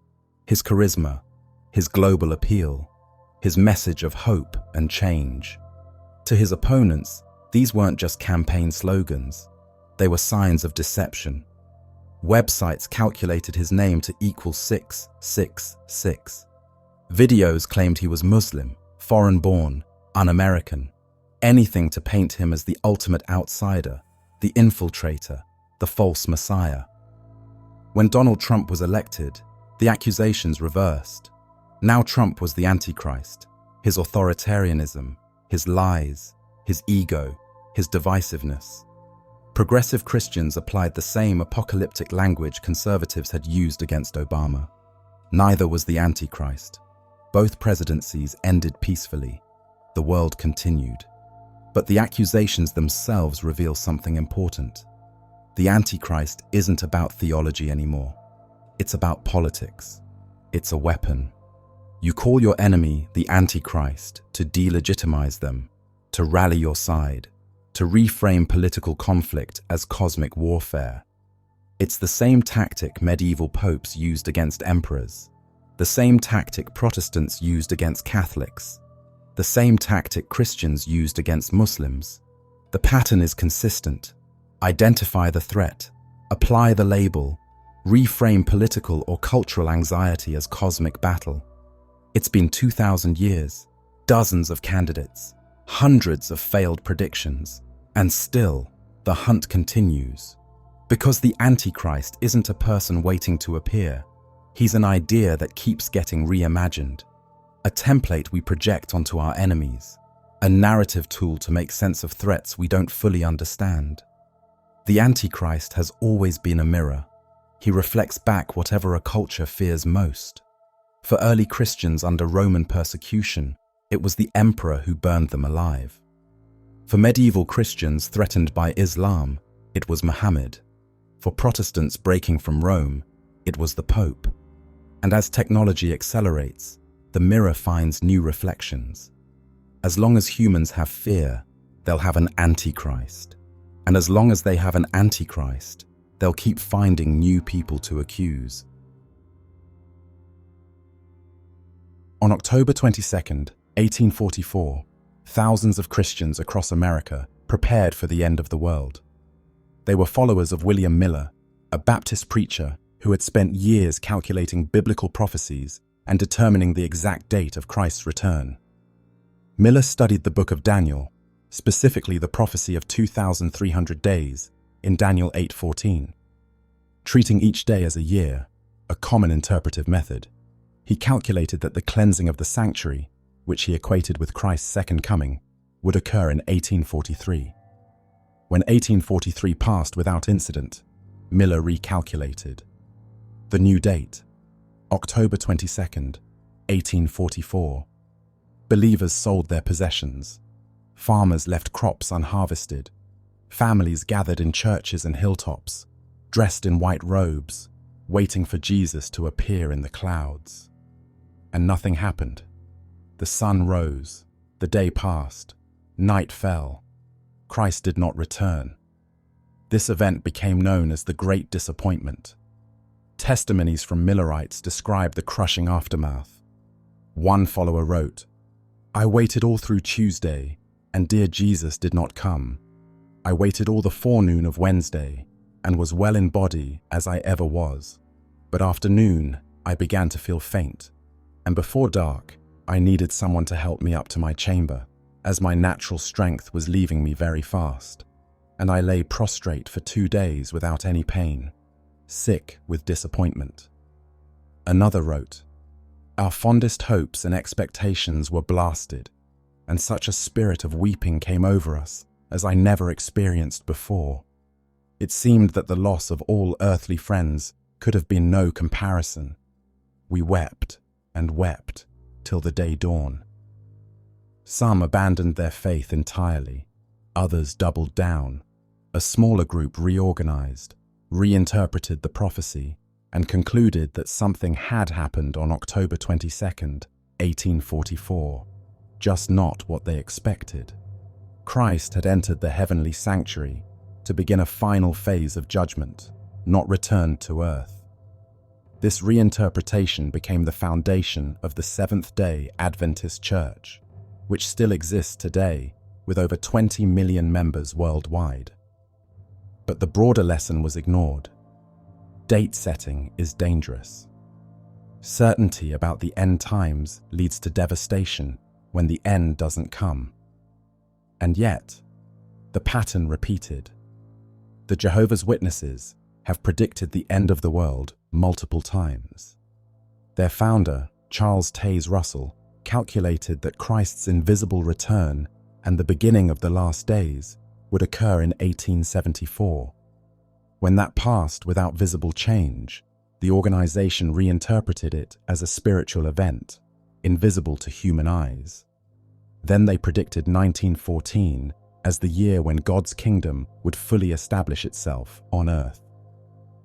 World War I erupted in 1914, which seemed to confirm the prophecy. The witnesses taught that the war was the beginning of the final tribulation, but the war ended. The world continued, so the date was revised. 1918, then 1925, then 1975. Each time, followers were encouraged to prepare. Each time, publications implied or outright stated that the end was imminent. And each time, when the prophecy failed, the organization quietly moved on. Former Jehovah's Witnesses have described the psychological toll. Imagine structuring your entire life around the belief that the world will end in a specific year. You don't pursue higher education. Why bother? You don't save for retirement. You won't need it. You don't make long-term plans. Then the date passes, and you're left with nothing. The organization's response was typically to blame those who had read too much into the predictions or to reframe the failed prophecy as a test of faith. But the pattern reveals something important. Apocalyptic movements need urgency. The end has to be soon, or the movement loses momentum. If Christ is returning in 1,000 years, why sacrifice now? Why evangelize with desperation? Why live as if every day might be your last? The imminent end is the engine that drives the movement. So when the end doesn't come, you don't abandon the timeline. You adjust it. You push it forward just enough to keep hope alive, just enough to keep believers committed. It's not dishonesty, it's survival. Because without the end times, what's left?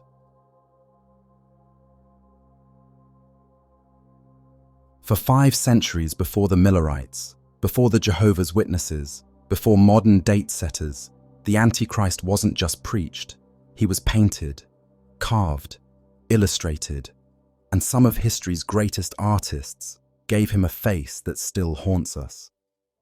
In the small Italian city of Orvieto, there's a cathedral with a chapel that contains some of the most disturbing religious art ever created. Between 1499 and 1502, the Renaissance painter Luca Signorelli covered the walls of the San Brizio chapel with frescoes depicting the end of the world. And the centerpiece of this apocalyptic vision is the Antichrist. Signorelli's Antichrist doesn't look like a monster. He looks like Christ. That's the point. In the fresco titled The Preaching of the Antichrist, the deceiver stands on a pedestal, preaching to a crowd. He's handsome, charismatic, surrounded by followers. But if you look closely, you see the devil standing behind him, whispering into his ear, puppeteering him. The Antichrist's words aren't his own, they're Satan's. In the crowd, Signorelli painted real people, historical figures, even himself, watching skeptically from the corner, dressed in black, alongside the fresco's patron. The message is clear. The Antichrist doesn't announce himself as evil. He appears as good, as righteous, as divinely inspired, and only those paying close attention will notice the devil pulling the strings. Signorelli's work captured the Renaissance understanding of the Antichrist, not a grotesque monster, but a perfect counterfeit. The ultimate deception is beauty masking corruption. This was revolutionary. Medieval depictions of the Antichrist often showed him as physically deformed, horns, scales, bestial features. But Signorelli understood the theological point. The Antichrist's power lies in how normal he appears. The frescoes also depict the Antichrist's eventual defeat. In another panel, the Archangel Michael casts him into hell. Order is restored. Good triumphs. But the image that haunts visitors is the preaching scene, because it forces the question, if the Antichrist looks like Christ, how do you tell them apart? Signorelli's answer, you can't, not by appearance, only by paying attention, only by discernment. It's a warning that resonates beyond theology. Beware charismatic leaders. Question those who claim divine authority. Don't trust appearances. The Orvieto frescoes have been visited by millions over the past 5 centuries, and the Antichrist's face, calm, confident, convincing, remains one of art history's most unsettling images. In 1498, the German artist Albrecht Dürer published a series of 15 woodcuts illustrating the Book of Revelation. Dürer's Apocalypse series became one of the most influential visual interpretations of the end times ever created. The images were mass-produced, affordable, and widely distributed. For many Europeans who couldn't read, Dürer's woodcuts were their primary exposure to biblical prophecy, and they were terrifying. Dürer's depictions of the 4 horsemen of the apocalypse, the 7-headed beast, and the whore of Babylon were rendered in stark black and white with meticulous detail. The compositions were chaotic, violent, overwhelming. His beast from Revelation 13 is a 7-headed dragon, each head crowned, rising from turbulent waters. Human figures fall beneath its claws. The sky is filled with divine judgment. There's no safety, no escape. Dürer's Antichrist, the beast, is not human. It's monstrous. This was the late medieval view. The Antichrist might start as a man, but would be revealed as something fundamentally other, something demonic. What makes Dürer's work significant is its timing. The woodcuts were published just before the Reformation. Within 2 decades, Luther would declare the Pope the Antichrist, and Europe would descend into religious war. Dürer's images gave people a visual vocabulary for the apocalypse. When preachers warned about the Antichrist, congregations could picture Dürer's beast. When pamphlets accused the Pope of being the Antichrist, artists could borrow Dürer's compositions. The woodcuts weren't neutral illustrations. They shaped how people understood prophecy. They made abstract biblical passages concrete. They turned theological concepts into nightmares you could see. Dürer's work demonstrates the power of visual media to influence belief.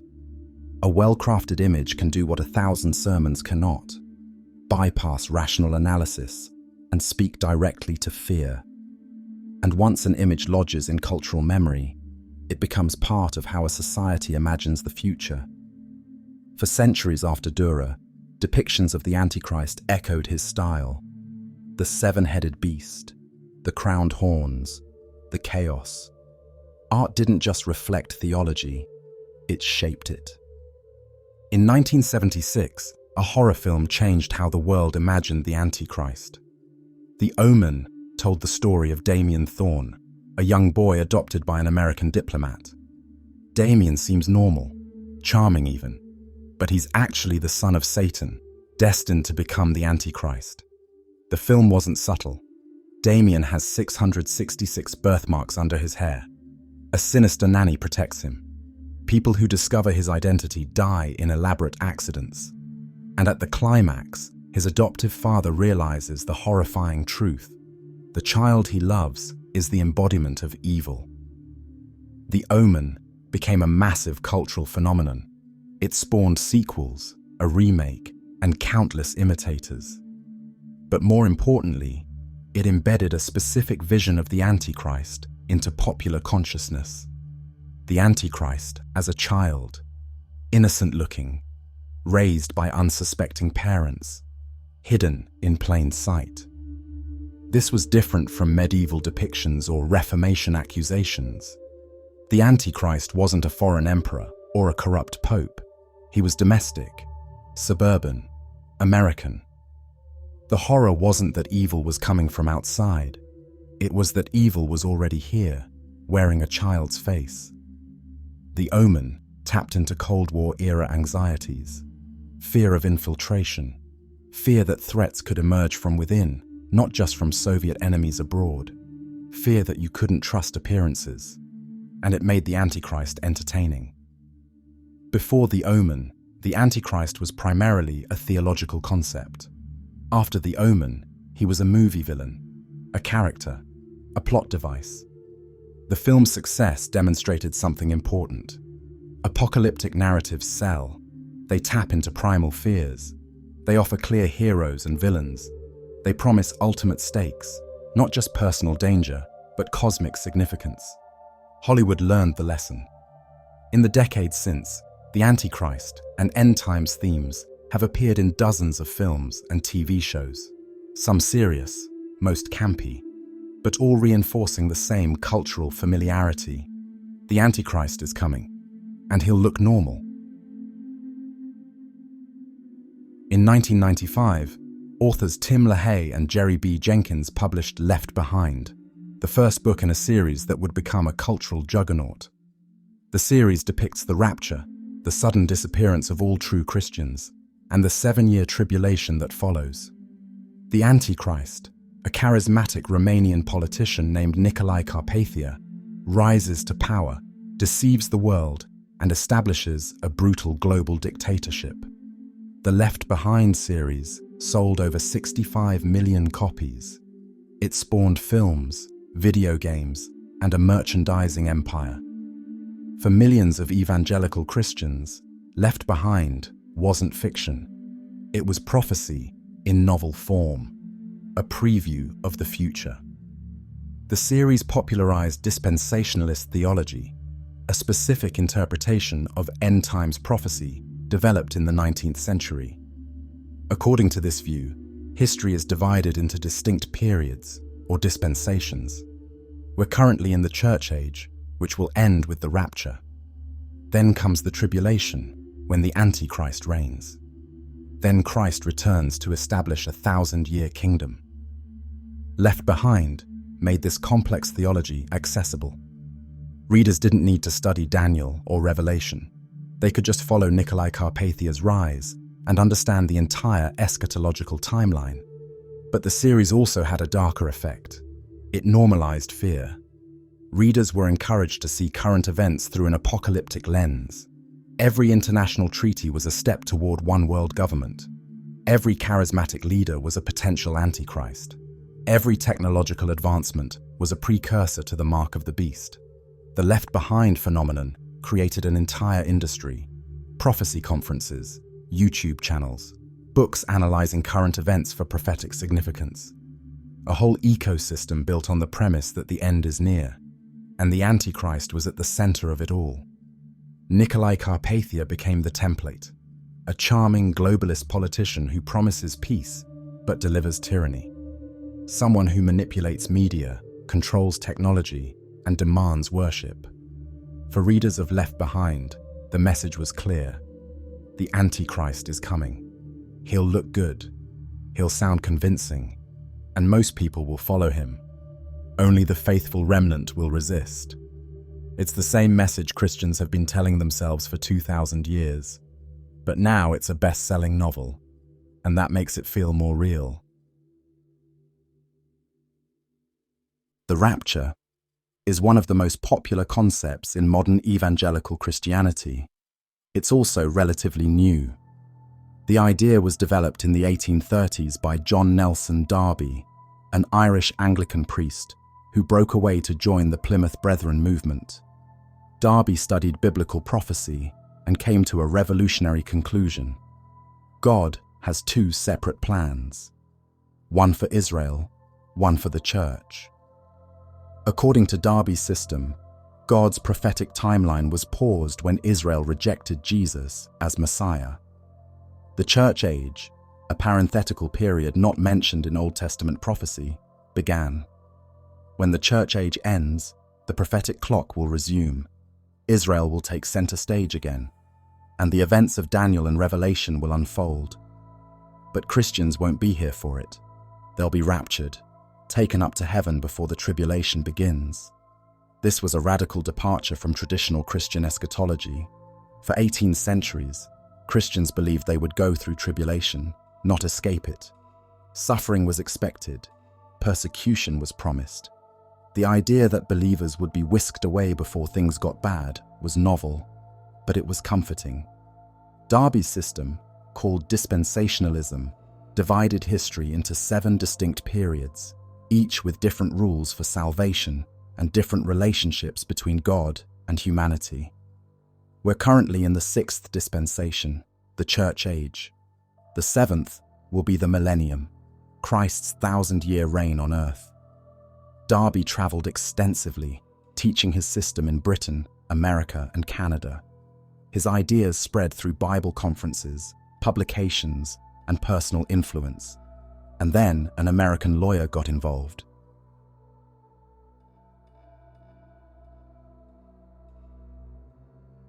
In 1909, Oxford University Press published the Schofield Reference Bible. This wasn't just a Bible translation.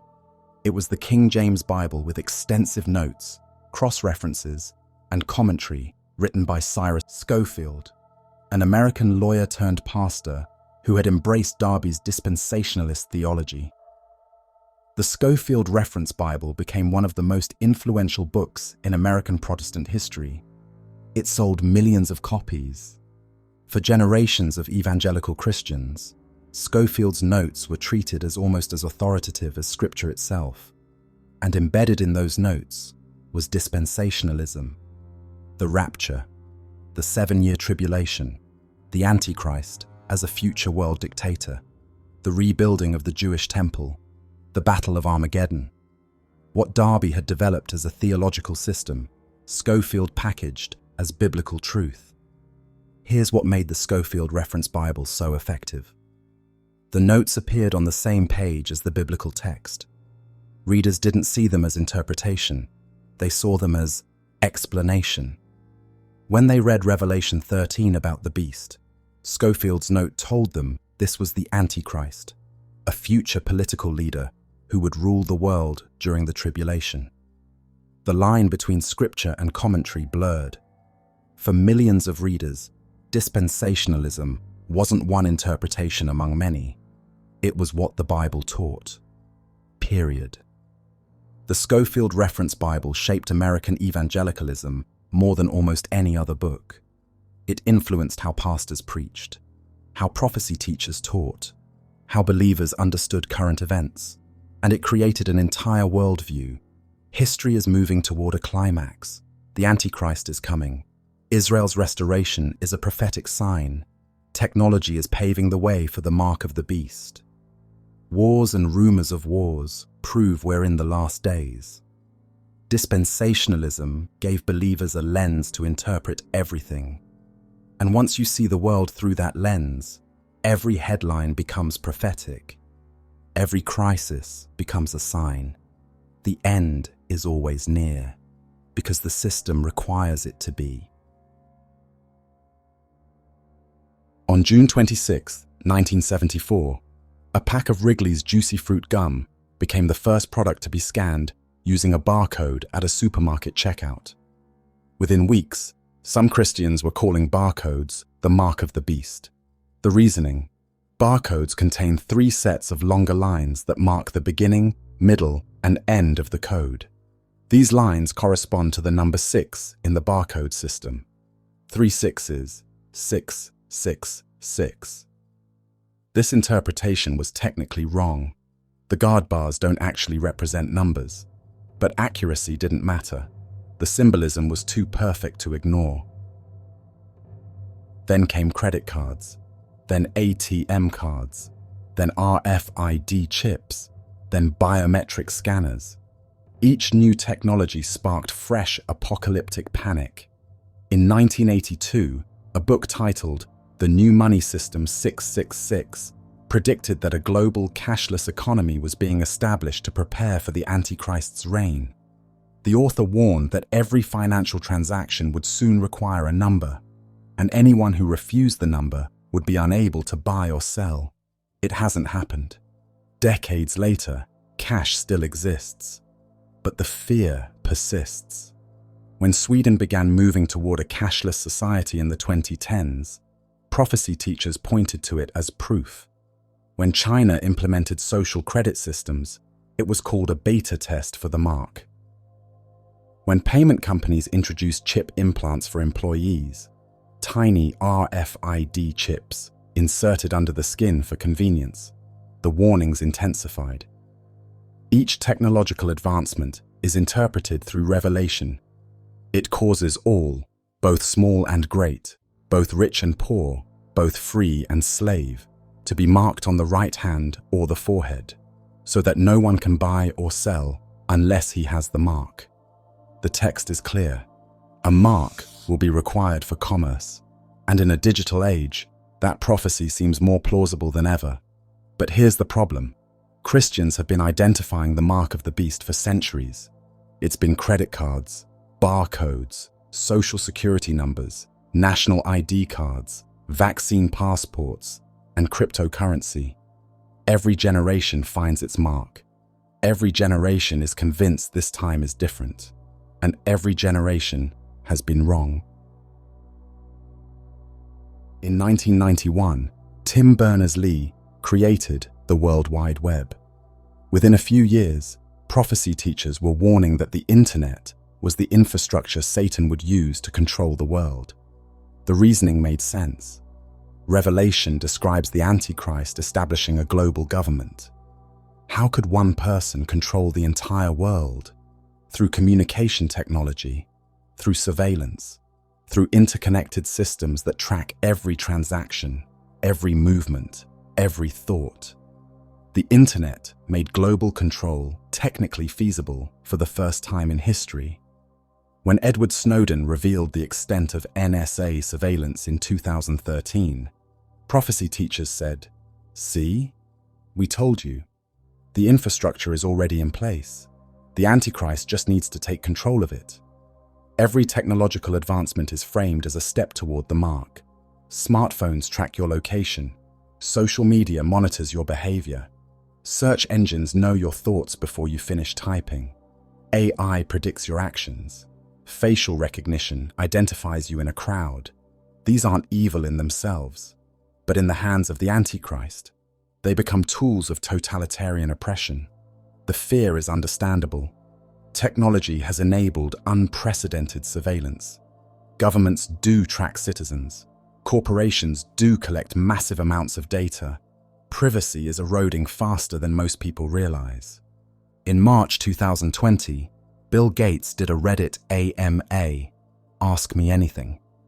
Someone asked about coronavirus response. Gates mentioned the possibility of digital certificates to track who had been vaccinated. Within days, conspiracy theories exploded online. Bill Gates wants to microchip everyone.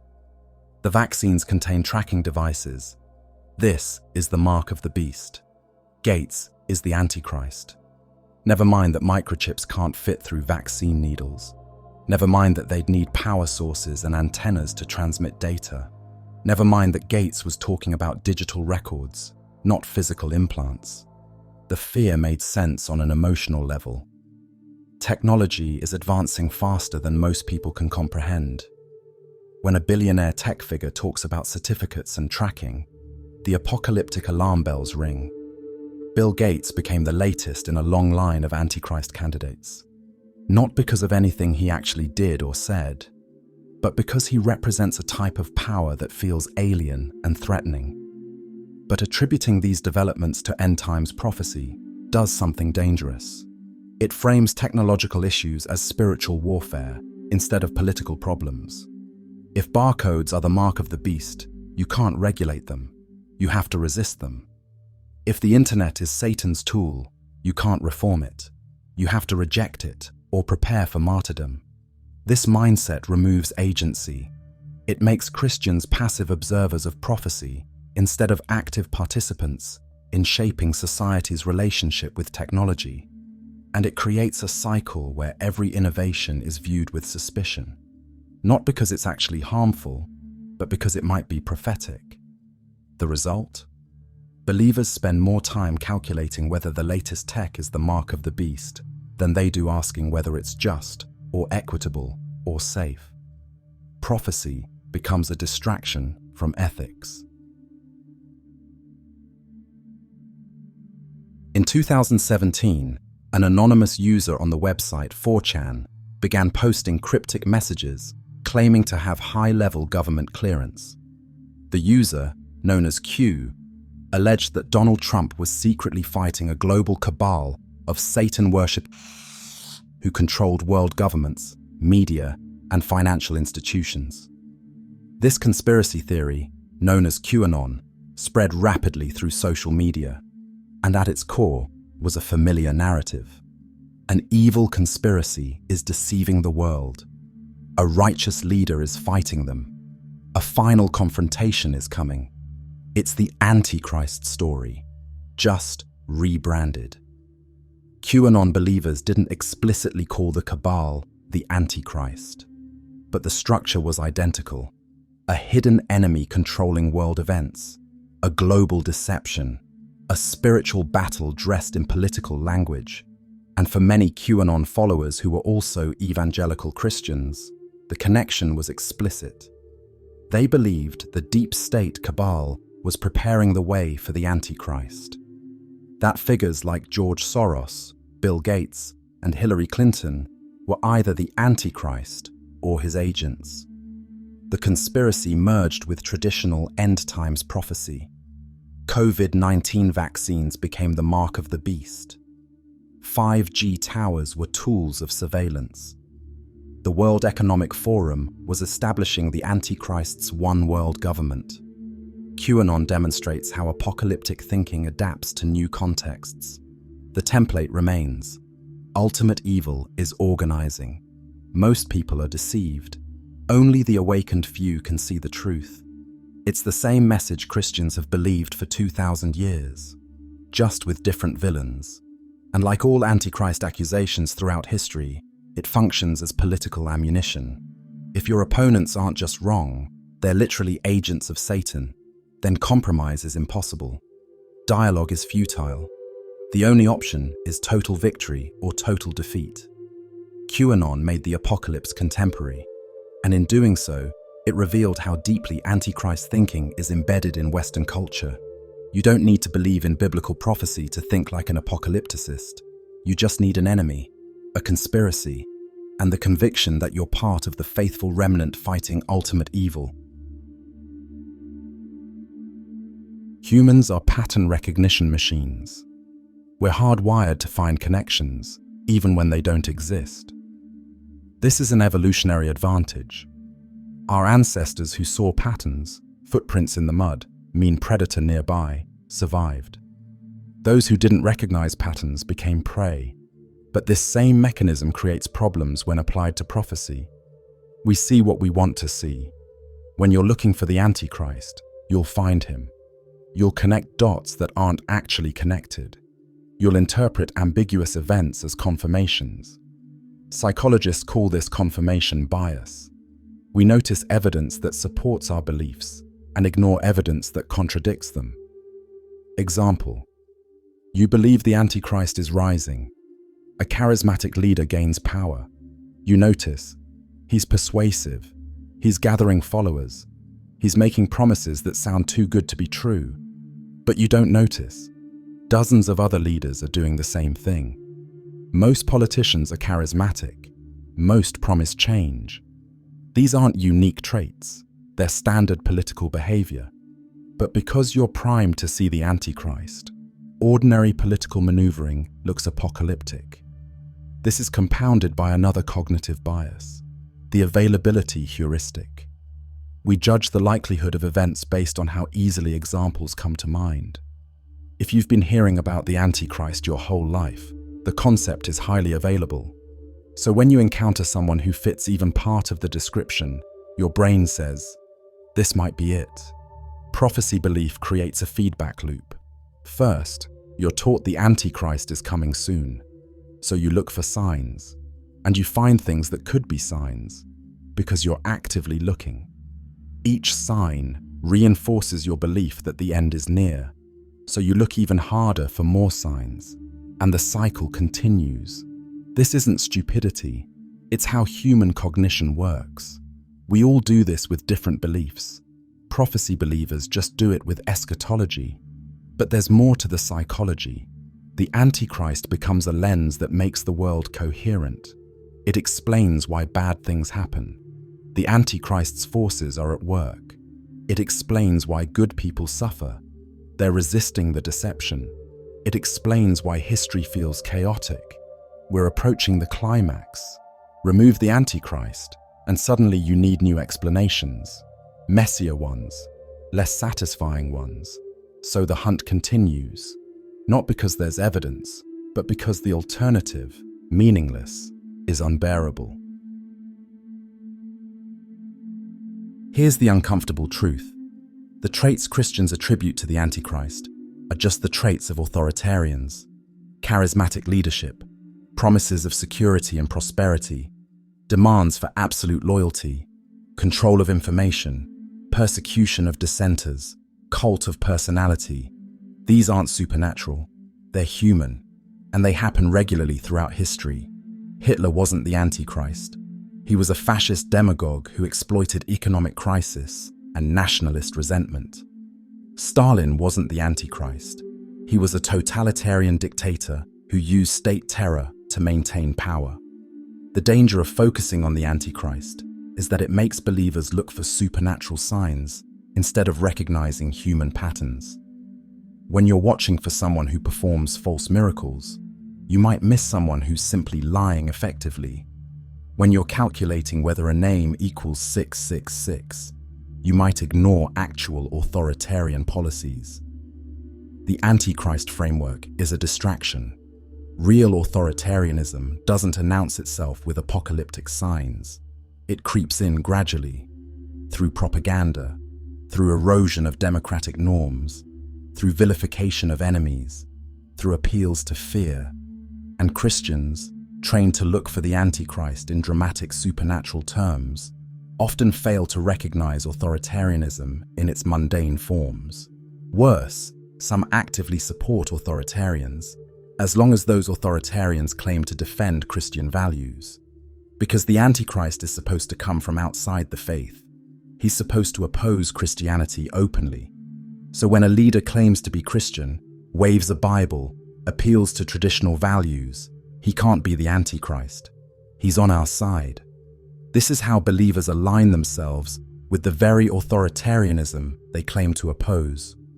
They're so focused on a future supernatural threat that they embrace present human threats.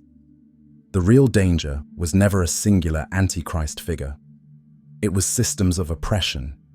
It was dehumanization of enemies. It was concentration of power without accountability. And those things don't require prophecy to recognize. They just require paying attention.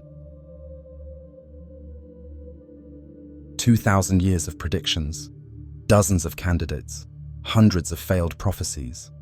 At what point do we consider that maybe the problem isn't the timing, it's the entire framework? What if there is no singular Antichrist waiting to appear?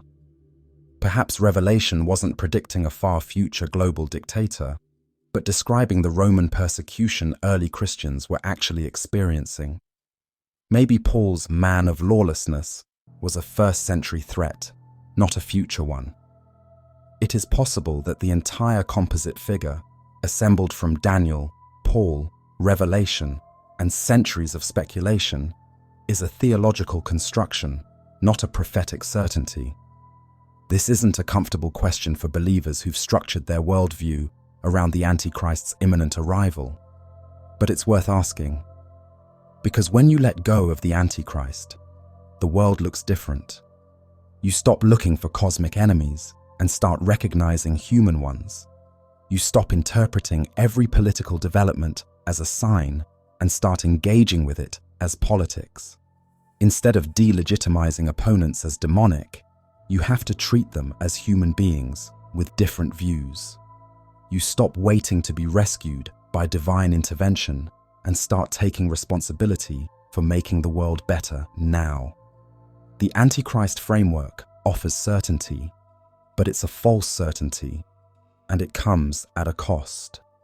Wasted energy on failed predictions, damaged credibility when prophecies fail, political extremism justified by apocalyptic thinking, and passivity disguised as faithfulness. What if, instead of searching for the Antichrist, Christians focused on the teachings of Christ? Love your enemies, care for the poor, pursue justice, make peace. Not because the end is near, but because these things are good. The Antichrist has been a distraction, a convenient villain, a way to avoid the harder work of confronting actual evil, the kind that doesn't announce itself with supernatural signs. Maybe it's time to stop looking for the Antichrist and start looking at ourselves.